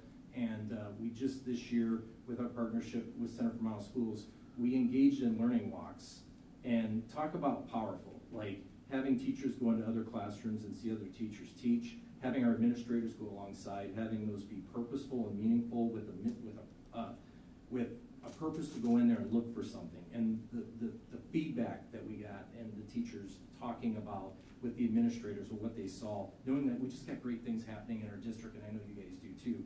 This framework really helps elevate that. We always think we've got to go outside our district to do something great when we have great, hardworking educators right inside our district, and this process has helped us. But when just being here tonight, I'm very passionate about this work because you don't get into education. I know, yeah, we're across the river and we're different states and everything, but what's good for kids is good for kids. What's good for teachers and administrators is going to be good for kids. And I think this has been a great journey, and Center for Model Schools has been very supportive. So I don't want to take any more of your time. I know it's a long meeting and there's a lot going on, but I could talk all night on how energizing it's been for us. And it's exciting to hear that you guys are going into this, because it really, to me, it's a benefit for all of us. Like I said earlier, we're all better together because now we're speaking the same language too, with that survey and the data, and it gives us some things to take into consideration for the Quad City area. So thank you for having me. I'll take any questions. How long have you guys been implementing and using this? The 5 essential, I can tell you, since I was a building principal in 2014 at Washington Elementary Moline, the state made us do it, right? But it wasn't until we dug into it, really 2020, 2021, when we started to actually look at and like, wow, this is really powerful. Like, it's very powerful. And like I said, the state of Illinois got this right a long time ago, but a lot of districts looked at it as a compliance issue. And now it's like, well, wait a minute, this is founded in research. Like, we're not guessing anymore what works. So, if kids don't feel safe in their schools and they don't trust, there's not teacher-to-teacher trust, there's not teacher-administrator trust, things aren't gonna go great. I mean, they're just not. And I think that's so, and the thing that Dr. Morris mentioned earlier about the 10 times, we're seeing that in our buildings that are 3 of the 5 we're going to improve on. We're seeing the student achievement linked to that. So the research is solid, and it does work. It seems like, so there's a lot of surveying, right, but I liked what you had said before, because it sounds like it's a broad spectrum of who you're trying to engage, families, teachers, the whole, I mean, just out of curiosity, so it sounds like you guys, it started in 2014, but then it took a while before you kind of really dug into it. Is there any kind of, just from the lessons you learned, how long it takes to start getting that kind of, I guess you could say, buy-in or collaboration throughout the community? Yeah, I think you guys have the cheat codes, because I think Center for Model Schools and what we've learned in the community growing with 5E, the survey window's open. And again, once, like, part of building your leadership team and supporting your principals and even teacher leaders, understanding what that survey is, what questions they're asking. It's okay to talk about that. It's okay to do dipstick measures, but when you open this survey up, it'll be a window probably like February through March, and you advertise it to community, you get that input. You shoot for like 20%. That's like the minimum for parent input. For teachers and students, you'll get 90-95%, because they'll do it. But that window stays open, and then knowing what those questions are, really, they're getting that report back by school, by district, will then help guide areas of focus. And you're gonna get this survey back. I'm gonna be honest, like, there's gonna be a lot of different areas. You don't try to take the whole thing on. You just work on a couple things every year, but that continual focus on whatever you guys decide to focus on, the buildings decide to focus on, things are gonna improve around that, because they're all within that framework. So if we work on student discourse, student-to-student discussion, we saw growth in other areas around like teacher-to-student discussion. We saw areas of growth around students feeling more engaged with the content. So it's that whole piece of it, and again, having the baseline, having it rooted in data and norm data is very powerful. I want to also just interject, because Dr. Purple said something. The piece also that I think is different, that stands out, is that prior to us being able to give this survey, there is very intentional professional learning for the leaders and the teacher leaders around what is this survey, what are we looking to measure, how does that impact the work that we do, and we have to get through 4 sessions before we can administer, and then the learning after the survey comes back is, now what does this data mean? So there's real intentionality to really make this survey become meaningful and impactful to the work that we do. So that's something very unique compared to other models or other ways to get support like this that is different. And I think what stood out to us is that there's learning behind why we're doing what we're doing. There's also other learning, but that survey is very intentional, and the learning about it is very intentional before you even get to giving it. And that was my mention to the cheat code piece, because now with Center for Model Schools and training, that's really going to help make it a lot more meaningful, and it doesn't feel like in Illinois, honestly, the first 5-6 years, I was just focused on, as a building principal, I just want to get 20% of my parents so I could get the reporting back. I really missed the fact that I was getting input from our teachers and our students, because it was really mandated. I mean, as a matter of fact, Dr. Savage, our superintendent, would tell you the first thing that she was told when she asked about the 5E when she came to our district in 2019 is, well, we don't do much with it. I mean, she was told that, and that was true, but it is a powerful tool, and I think you guys, it will help, again, align your district and help students. It's going to help students through helping leaders and teachers. So. That's kind of my question is, do you feel like your principals and your administrators are stronger in their leadership, both instructionally and in other ways, and that it's made your district as a district more united and stronger? Yes, absolutely. I mean, you hit the nail there. I mean, they are stronger because it's the framework has helped them get out with the teachers. I mean, the ambitious instruction, the learning walks we're doing right now, has been collaborative with our teachers and our administrators. And being intentional like this and having a 1-year plan and saying we're going to do this, this, and this, we honor that, right? You're going to honor that. It's not just like, I always tell the story about as a building principal, I had teachers that I'd say, hey, if you want to get out, just let me know. I'll send you to any building if you want to see things. You know how many times that happened? 0. Yeah. 0. Because they don't want to get away. But having Center for Model Schools engage with us has forced us to do this work. And honestly, in some of our buildings, like Hamilton Elementary, several of our buildings, there's been 4 or 5, they are doing their own learning walks from this on their own now. We're not even asking them to do it because the teachers saw so much benefit. And then that's leading to discussion with our administrators as well. So, you know, a principal that comes in from secondary into elementary, I was one of them, had no idea what good reading and math blocks look like at the elementary. I'm just gonna tell you, but the ones, if I would have had this experience then, I would have learned a lot quicker and it would have sped things up. So bringing that coherence to the district for you all is gonna be great. And I think you're gonna, you know, it is a change. It's a change, but it's gonna help. It's really gonna help. So, any other questions? Thank you, sir. Thank you. for coming Thank here you for today. having me. I appreciate it. I'm sure you have a lot of late nights, so. You know something, yeah, again, we're all better together, and I really appreciate the opportunity, and I'm excited for the district to move forward, and that way, kind of selfishly, we all can have conversations around similar data too, and with Davenport jumping on board as well, and I know Rock Island's been doing some work too. I think it's the right work. Dr. Thank you so much. Thank you. Thank you. Thank you. Okay, ready for a vote here? Roll call, please. Dr. Svetsson? Yes. Dr. Castro? Yes. Dr. Champion? Yes. Dr. Fracking? Dr. Larkin? Yes. Dr. Lynch? Yes. Dr. McGivern? Yes. Motion carried 601. 5.07, design and construction. I want to clarify, it looks like no action on this. Just On which part? presentation. The presentation, yes. So, our friends with Bray are here tonight. We've got 2 items related to the middle school project. Thank you, Ms. Olson. Well, actually 3 items related to the middle school project tonight.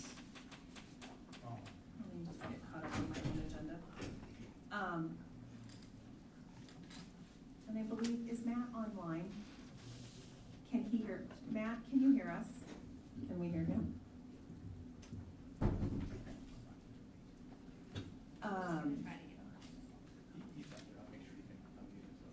Thank you. So we wanted to start with giving you an update on where we are with design, development, and construction. Before we kind of went into the master planning agreement with Bray and then moving into the resolution we need in order to go out for the sale of the SAVE bonds. So I also want to thank Bray and Carrie. Should have happened yesterday, but the lovely rainstorm that we had prevented the career fair at middle school. But they have graciously offered to give their time as our, is it 6th grade that was going? Is it 6th grade? I can't remember which grade's doing what, but they were going to be part of the 6th grade career fair where students had an opportunity to engage with community partners and businesses. And Bray was going to come and show our students this design concept. So we wanted to also give the board an update on where we're at in terms of now that we've started moving interior to design development. And so I'm going to turn it over to Bray. Carrie, thank you for being here tonight. Of course. You want to go to the next slide? I'm going to also focus just on what's going to happen like in the near future, right? So everybody knows that this is going to be a multi-year project, but it's starting this summer. And so phase 0 already bid. It's being awarded to Bruce Builders, so we're working through that contract right now. And so they're going to start construction at the beginning of June. And by August, their goal is to move a whole bunch of like utilities back where the first addition is going to go. Also in the building, there'll be some rerouting to just get things ready so that when that addition is starting, they're not already months behind. This also gives the school the opportunity, because the building needs to be shut down for a brief time, and much better during the summer than during the school year. The students might disagree. Of course. They wouldn't disagree when they have to make it up at the end of the year though, right? So that's gonna be happening this summer. Then phase 1, we're in design right now, so we're starting our documents again for that, and that will go out to bid in August. It will bid in September, and then they'll be able to start hopefully starting foundations and getting going right away in the fall because they're already prepped and ready to go. Again, we're going to send that out for a bid, and so that would be awarded to the lowest responsible contractor at that time.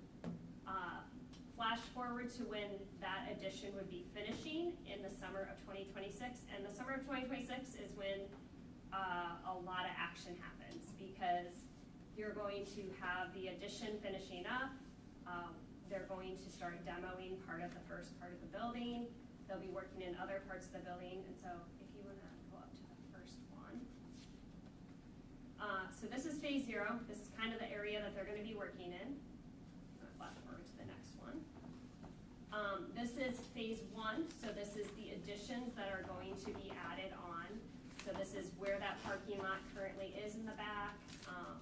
They'll be adding on through the connection to the gymnasium. So that's the most kind of building touching that you're doing, is all along that area. You'll be hearing construction along the fitness center, the library, those classrooms adjacent to there. At the front of the building, we're also going to be adding a small electrical room. The reasoning, again, is to prepare for the next phases.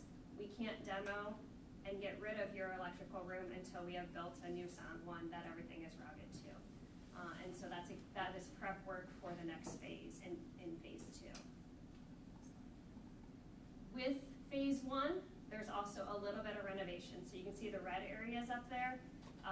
Those at the beginning of the school year will hopefully be vacant or ready for construction, so that when that contractor comes on board, they'll start renovating those into areas that they need to be. So that's where one of the mechanical and electrical spaces is going to be, and a couple of other adjacent areas. Everything in blue, like there's a big blue circle around that. During the summer of 2026, that whole area will get a sprinkler system and a fire alarm upgrade. We're lumping that into small chunks throughout the building so that we can get that into summer, and we're not, again, trying to get into classrooms during the school year.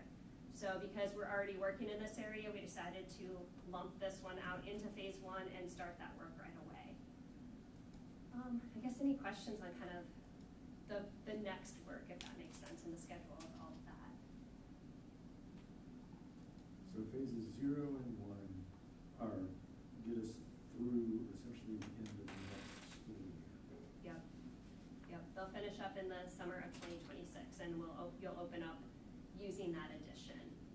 During the same summer, you will demo out a fairly large chunk of the middle of the building to start the next phase also. That's when it gets very interesting. Interesting is going to be the word. Emily's word of grace and patience will be paramount as we get to that stage. So that's kind of the upcoming work, kind of the schedule, if you want to go to. So while we were working through this winter, we really came up with the district team this tradition, pride, and innovation, and how we wanted to try to weave those together into this design as kind of a design concept. Sometimes we want to come up with that because we want to really know what's important to Bettendorf. What do you see in the future? What is important from the past, and how do we kind of bring that all together? And these words just kept coming up when we were talking about it. So the next thing we also have to do is we have to figure out what is it going to look like and what materials are we going to bring together. And so our interior designer, Megan, took a lot of the inspiration that we were given, and we said we want it to be a lot of school pride, but we want it to, be calm. We want it to have, splashes of yellow and a lot of color, but, be able to be tailored for each student. And so this is the color palette that she came up with. A lot of the yellows will just be kind of those pops of color, and then a gray scale to black will be a lot of the main colors, and then a lot of the wood brings in that warmth that you'll see. So, phase 1, these are the renderings that we prepared for it. This is what the hallway will look like. So, we're trying to bring in that color into the entryways to give you a good wayfinding. Not only the numbering, but just, you can then see where the entrances are through the materials. I do have one question about this. I thought we were eliminating lockers. So lockers were originally eliminated, and it did go out to, there was a lot of concern at the middle school about it. So we did go out for a survey to kind of find out how much concern is there. Is it, would people get used to it? Would they not? A mass majority still were in favor of lockers. And so in phase 1, currently we are showing lockers. We do have capacity to add lockers into the building for the amount of students. And it's currently implemented into the design. I have a follow-up question. Yep. To be honest, I don't have strong opinions about lockers or not. What I did care about was the widening of the corridor to help minimize unpleasant interactions during passing periods. Mm-hmm. How has the reintroduction of the lockers impacted the traveling space in the corridors? We kept the the corridors the same width, and the teachers were accepting to take the width of the locker, about 12 inches, out of the classrooms.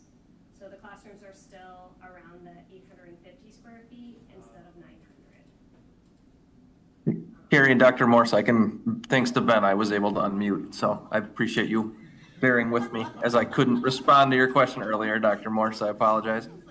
You're like a voice from above, Matt. Sorry, Carrie.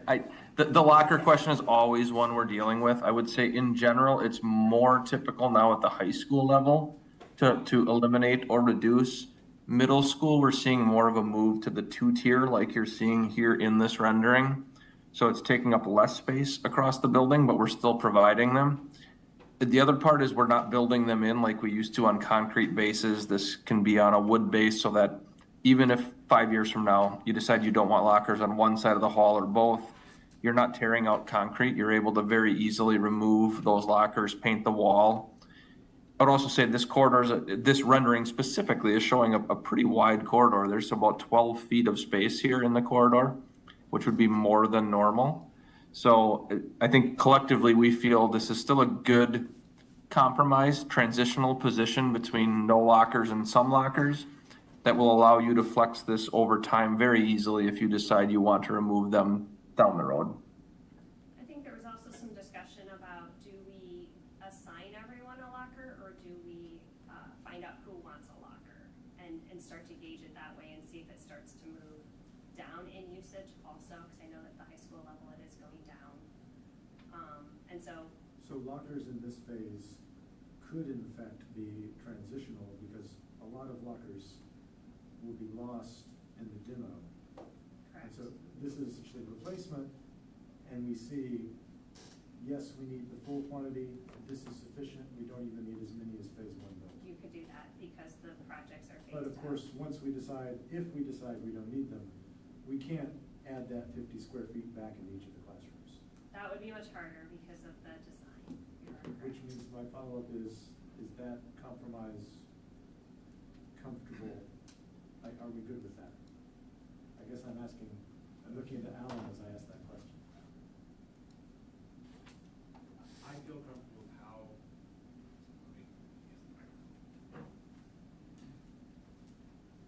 I'm not trying, here I preach, don't micromanage, and what am I doing? Bad boy. Well, and Alan and Carrie and Matt and the rest of the team can attest. I said, once they decided to go out with a survey, I said, be prepared. This question will come from the board. But I'll also say, I'm pleased to hear that it has been thought through.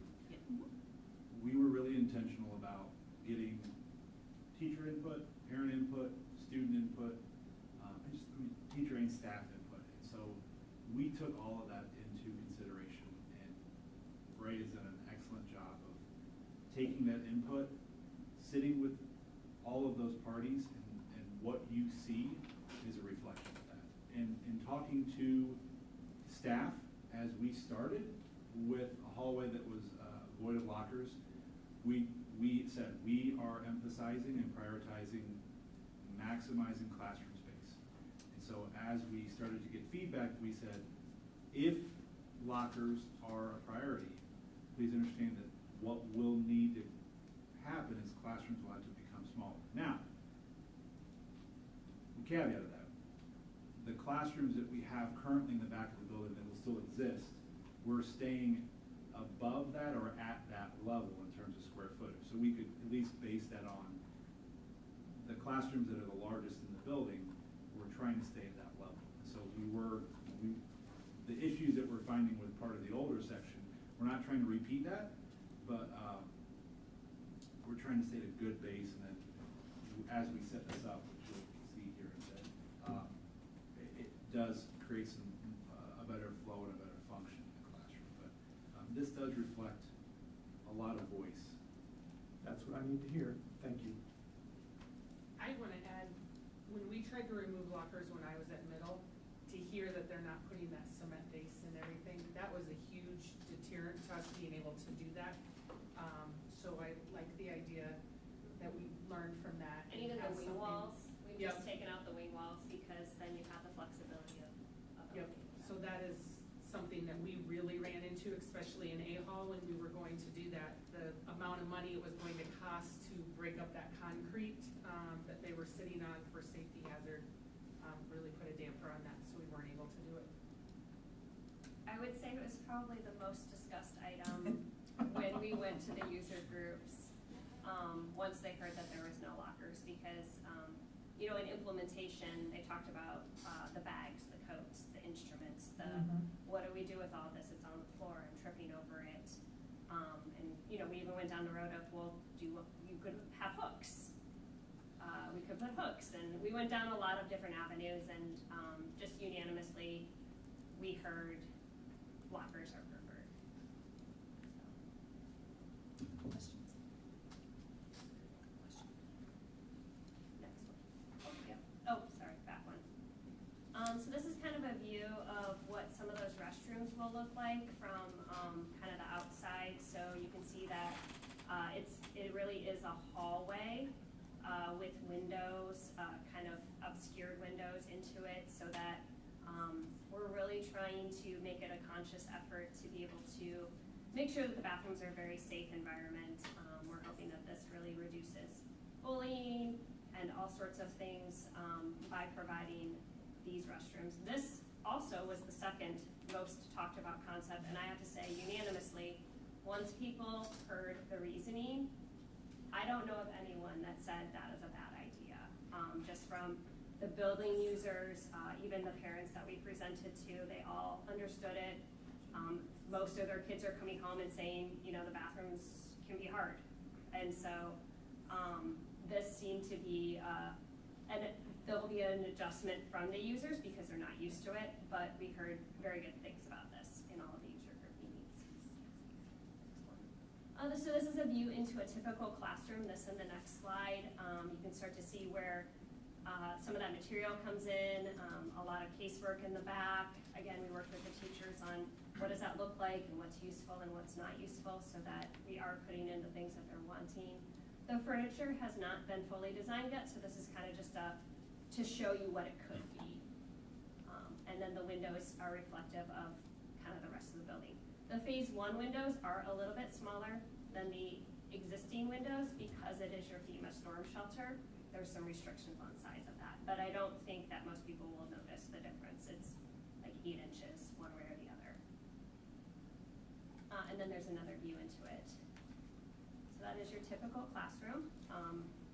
Again, you have the glory of doing this addition, and you know, if you needed to, you could make adjustments in the future projects just based upon what you're seeing and what's working and what's not working. Next slide. So then phase 2 through 4, which we're kind of shelving a lot of these until later because we're just working on phase 1 right now, but you'll get a glimpse into what we presented to the group. So this is what we're calling AA Hall right now. We still need to go through the total designation of that, but this would get built in phase 4. So this is when you are connecting back to the addition that you are creating right now, back to the front of the building. We're hoping to put a lot of branding on that wall too. Sometimes you see a lot of history wall there because this is where a lot of parents might be while they're at sporting events or things like that, or that connection for students. this would be the athletic entry. So the kind of shaded door right there is actually an overhead door that comes up or down for the bathrooms. And then you'll have accessibility ramp, a stair through there, and just kind of an open entry there. This is the cafeteria. So this is actually looking at your existing portion of the cafeteria. If you can imagine, that wall that says branding is actually where the lower part starts right now. And so that will be where you will have the connection to the kitchen and the servery now. And then next slide. And then this is the new addition part. I actually had that backwards. No, I had this correct. So that the overhead doors there that show are the restrooms right there. And so we're adding on to that whole space. I think it's going to be really bright and beautiful, and trying again to complement the colors of the school. And then that's a view back. So there's a lower area right there, so that we can kind of segregate and like create different seating options, and also get all the mechanicals through the area.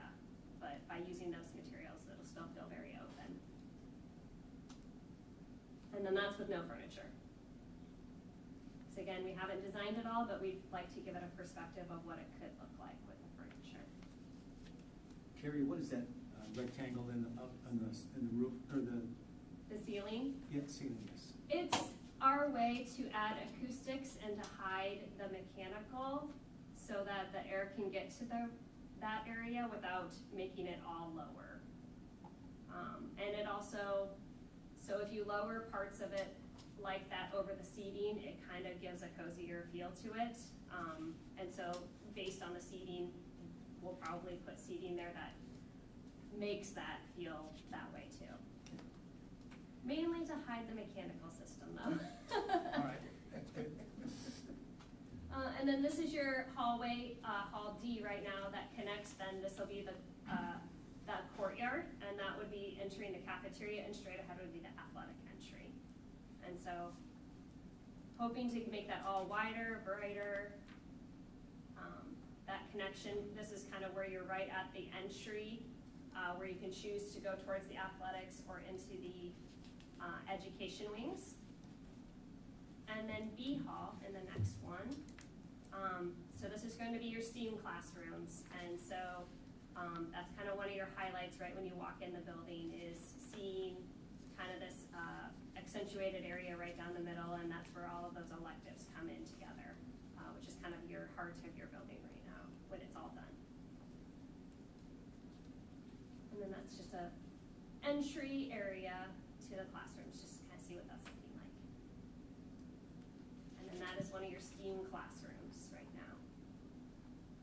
So preliminary right now still, but we wanted to really go through the entire design holistically with the finishes and the design through DD, so that we have this kind of kit of parts and we know what we're doing next, and we don't have to go back and be like, oh, how do we implement this, or how do we, we wanted to make sure that we had something to start from. And so I think everyone was very happy that we were able to go through the whole part, and now we break it off into phases. So any questions on the design? Thoughts from the board? Initial thoughts? I mean, it's exciting. I mean, it looks, I appreciate again, as Richard mentioned, a lot of the thought, involvement, engagement with everybody that seems to be taking place. Selfishly, as a alum, if those roofs don't leak, I'll be extremely excited. I think everyone will be happy with no leaky roofs. No, it looks great, and it's very exciting.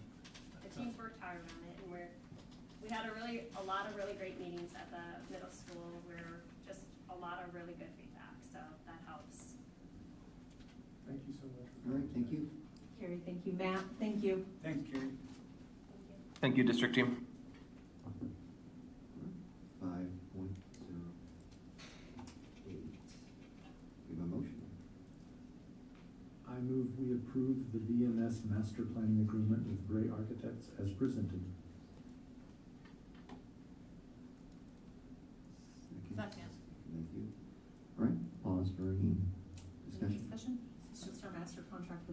They've actually been doing the work without a contract. And so we just want to get that formalized and And this settled. covers all phases? It does. I just want to add a personal note. I believe Gray is the right firm to do this, and I have full confidence in the work they've done and the work they'll continue to do. I'll be abstaining. I'm involved in a large project with them at my employer. Roll call? Director Castro? Yes. Director Frecking? Oh, I'm sorry. Director Larkin? Yes. Director Lynch? Yes. Director McGivern? Yes. Director Smithson? Yes. Motion carried 5-1-1. 5-0. 5-0-1. Yeah. Sorry. With my Yeah, he's abstention. abstaining. Yeah, it's rare that you have an absence and an abstention on the same item. Sorry. Thank you. Thank you for being here. I appreciate it. Carrie, thank you so much. Thank you. Um, 5.09, do we have a motion? I move we approve the Save Bond Sales Tax proposal for 2025. Second. Discussion?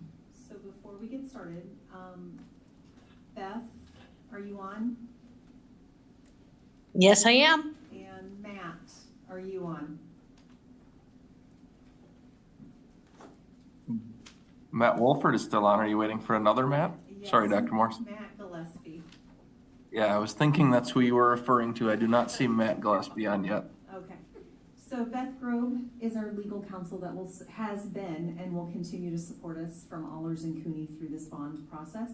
And then Matt Gillespie obviously is with Piper Sandler. He had like 3 or 4 different meetings related to similar topics today, a couple of which they had already gone out for the sale of their bonds and they were finalizing that process and some in our state. So he hopefully will be able to join us. This first agenda item is just our financial services agreement with Piper Sandler, that we want them to help us through this process, and continue to help us through this process. Okay. And I got a text that he should be with us in just a minute. All right, we'll deal with the agreement first then. Roll call, please. Is this, sorry, so this is 5.09? Yes. That we're right now. So is there gonna be any discussion on? 10? 10. When did we get there? We'll get there. No, I meant Oh, on the this? actual financial services agreement. Well, we just did, if you have more. Yeah, right now would be the Yeah, time. no, Yeah, this would be the time. So Yeah. just a couple things real quickly for consideration and looking at this, just, and I don't know if there's gonna be discussion with the representative, but for, I believe it's section 8, where we talk about terms of agreement and termination. I know there's a provision in there for any type of non-performance, and they have 30 days to remedy. Does that limit our flexibility as a district in any type of situation? And I'm not saying that I foresee anything, I'm just saying if there's ever needed for any type of clause for termination for convenience or anything like that.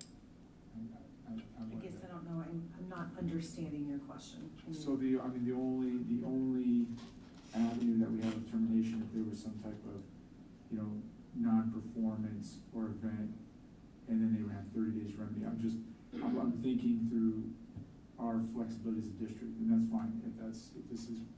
I'm sure this, I guess let me ask this, has been gone over, reviewed and everything, up and down? Yes. With both parties, districts, our legal counsel and everything, to make sure that we have all the, Hey Beth, are you on? If Matt Gillespie's not on? Yep, I'm actually here and I can hear you guys. This is Matt Gillespie from Matt. Piper. Did you hear Director McGivern's question? It's hard when we can't Yeah, see you yes. guys. Yep. So basically what that's saying, and Beth, who's an attorney, may disagree with some of my verbiage or terminology, but basically what it's saying is that as long as we're doing our job correctly and not, breaking any rules or laws, that you can't terminate as just, for example, because maybe you don't like me or you don't like someone else that we work, that works with me or something like that. Or because maybe you like somebody better that maybe works at a different company. But the agreement, as you can see, kind of at the very beginning of that section, is only for this particular project. So, let's say you decided you didn't like it, which hopefully you're not going to make that decision, but let's say that happened. You'd only have to deal with it until the end of this project, because then you could choose to work with some other firm if that's what you wanted to do. But as long as we're doing our job, it doesn't mean that you have to issue debt. Let's say that you eventually decide, hey, this whole project is just going to stop and we're not going to do this at all. That's perfectly fine. We haven't done anything. We haven't done any real work for you, so you wouldn't have to owe us any funds or pay us anything. We only get paid when the actual transaction is completed and actually occurs. And that would be, presumably the 2025 bonds that we're working on right now, and then the 2026 and or 2027, depending on when those bonds need to be issued to meet the cash flow project. Okay. Thank you. Thank you, Matt. Any other questions? Just want to thank Matt for answering my question quite eloquently that I submitted, and you just answered it, just knocked it out of the park on my question. So thank you for getting back to me. It was very well appreciated. You're welcome. Thank you. That's fine. Roll call, please. Director Champion? Yes. Director Frecking? Director Larkin? Yes. Director Lynch? Yes. Director McGivern? Yes. Director Smithson? Yes. Director Castro? Yes. Motion carried 601. All right, 5.10, do we have a motion? Well, Go ahead. I will make a motion for 5.10, approve resolution of official statement of approximately $10 million, school infrastructure sales, services, and use tax revenue bonds. I will second that. Thank you, Richard. So I'll turn this over to Beth and Matt in just a minute and address questions that you might have. Within this resolution tonight is incorporated that preliminary official statement that you all have spent the last 2 weeks reviewing. I do want to say I received a beautiful email from Matt today thanking our board for their level of attention to that document and the very rich questions that were asked. I also want to thank Matt for helping to ensure that responses to those questions were done in a timely manner, but he didn't. I wanted to just say that Matt really complimented each of you for the time and attention you spent over the last couple of weeks taking that assignment seriously and really asking thoughtful questions. So thank you to each of you for that time and effort. Thank you, Mr. Farmer, as well, because you were your time and attention and questions were great too. So I don't know, Matt or Beth, if there's anything else you want to address in this resolution, or board members, if you have any questions. I'll speak just real briefly, just so that you understand what it is that you're approving.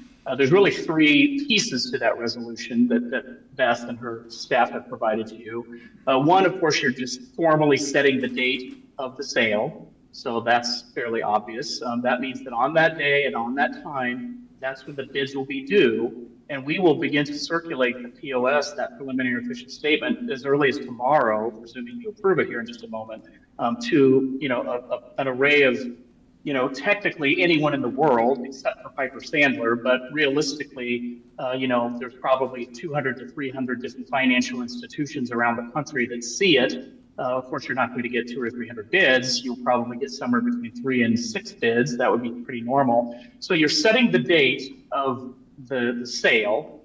You're also approving basically internet bidding. That's something that we've been using here in Iowa now for just about 25 years, which is pretty shocking that it's been going on that long.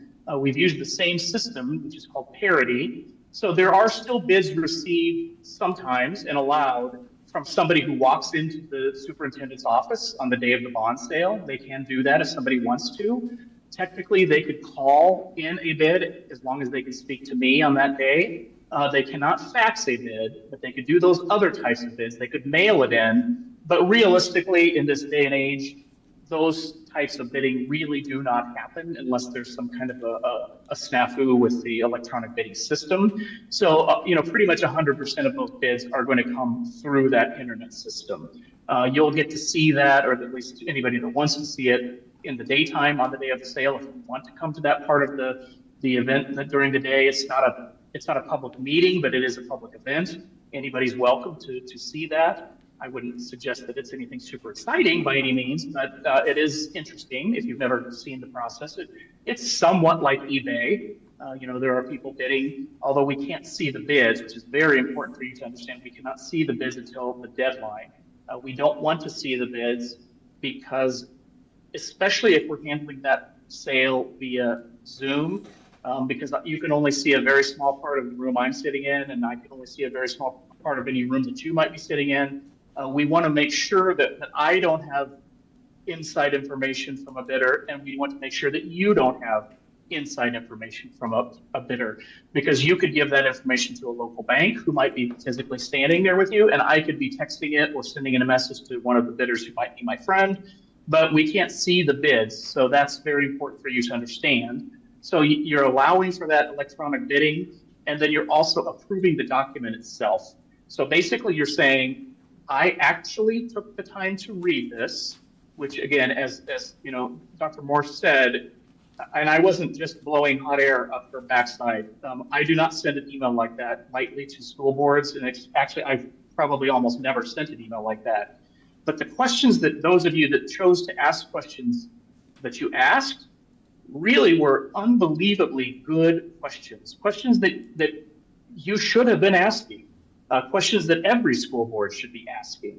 But surprisingly, even though it is your document and you signed this resolution or passed this resolution tonight saying that you did in fact review it and that it does not include any material misstatements of fact, so that doesn't mean that it doesn't have a spelling error in it or a typo. We don't want those things to be in there, but those are not really important. We want to make sure that it doesn't say that you are a school district located in Kansas. We don't want to say that you're a school district that has a 50,000 student enrollment. Any of those types of things would be major errors that might influence, for better or worse, the decisions that some type of bidder or investor might make. So that's what you're doing tonight, is saying, we looked at this. It doesn't include any material mistakes. It represents the district fairly, and it can be used to solicit bids for the purchase or sale of our bonds. And just to clarify, it also, you cannot omit information that an investor would find material. So if, for example, you had a 3,000 student, decline in enrollment, you would still have to tell that information. That would be material information, and information an investor would find material that you need to tell them about. You can't just leave it out. I just want to say thank you for that rundown and explanation and everything. I mean, that was helpful. Okay. No further questions. We'll keep moving ahead with this administrative process. Roll call, please. Director Franke, Director Larkin. Yes. Director Lynch. Yes. Director McGivern. Yes. Director Smithson. Yes. Director Castro. Yes. Director Champion. Yes. Motion carried 601. Thank you both for being with us tonight. Yes, thank you. Thank you. You bet. Thank you. Yeah, if the board has any questions for the process at any time, always pass those questions on to us. We want to make sure that your questions are answered. And maybe more importantly, if citizens ask you questions and you're not sure of the answer, definitely pass those questions on to me or to Beth.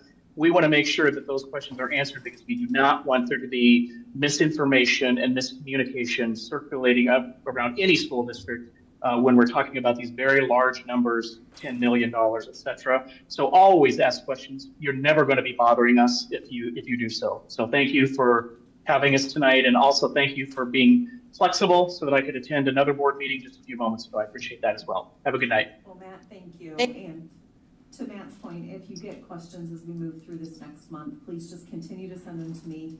We'll continue a Q&A document that we have, so you're all abreast of the questions asked and the Does it make sense responses. that you should be the conduit? Yes, please. And I seem to work well with Matt. Without Matt and Beth, we wouldn't be here tonight. They have been patient with Christy and I as we ask a lot of questions to better understand. And then Matt and I got earlier notice this morning, our bond rating came in today, and we rated it at an A+. So Good. Congratulations. Thank you. We're on our way. Good. Don't know that there's any turning back now, guys. Beth and Matt, from the bottom of my heart, thank you. I appreciate all the time that you have given us over this last few months. Always happy Have to a good night. Thank you. Good night. All right, moving on to 6.01. I'm going to go first tonight, and we'll go counterclockwise. And my comments around board self-assessment. Good meeting, good conversation, good questions, polite questions. Respectful, it's good. We've lost 2 executive staff in as many months to pursue other opportunities. And I think it's important for us as leadership to be aware of we're being watched and evaluated constantly by people in our organization.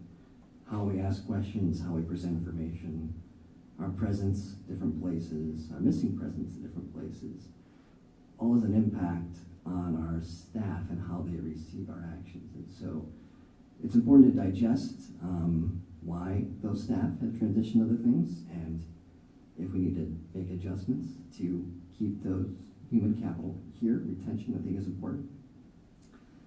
And also show appreciation. I mean, look at all this stuff. This is easily 3-4 staff days worth of work to prepare for this meeting and other meetings. So it's important to continually show appreciation for our administrators, executive staff that prepare these meetings for us. And so they're all here in the audience very late tonight working with us. So thank you very much. Keeping the lights on, infrastructure. We're not done yet, more is coming. And you know, we couldn't do this work without the hours behind the scenes that we do there. And those are my comments. So, Director Castro? I have nothing. In the realm of appreciation, I think this will be our, pretty close, last board meeting before the end of school. So just wanted to say a big thank you to teachers, staff throughout all the schools. I know this is, I can speak on behalf of my kids. They start getting stir crazy right now, and it gets pretty wild in there. But I, just want to say I really appreciate everything that everybody does for this district, and I hope that the last few weeks go well and that summer's even better. I shout out to the middle school, Alan, Rachel, SRO Peyton, everybody over there. The evacuation drill last Tuesday was a huge lift, it was a huge success. Compliments from everybody around. We pulled 1,000+ people out of that building without a single issue. The students were absolutely amazing. They kept themselves on sidewalks and contained, and I just want to remark on the lift and the emergency preparations, but just the lift and the benefits of all the programming that have been in that building the last 4 years since Dr. Morris got here, and the dividends it's playing. I think if 4 years ago, 5 years ago, if you said you're going to try to march 1,000 less kids across the street, I don't know where things would have gone, Alan. So I sincerely mean it. I just, if you can get 1,000 middle school students to all flow across the street without a problem, that is absolutely amazing. So, Alan, will you please express appreciation to your staff tomorrow morning? Thank you.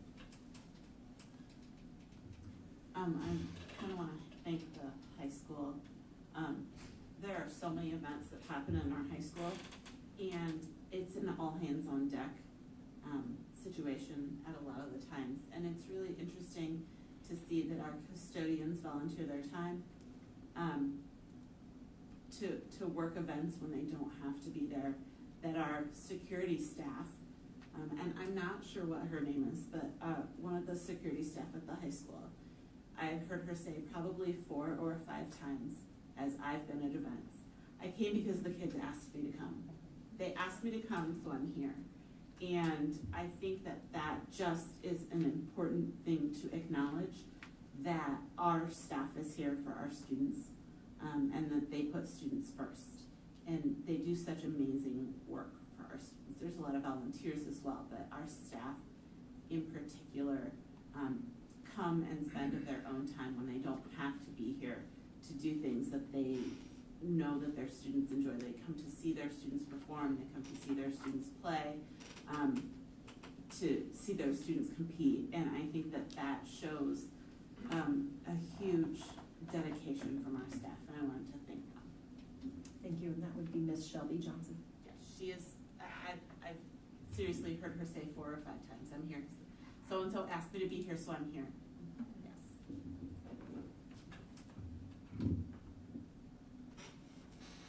A detail, I thank you.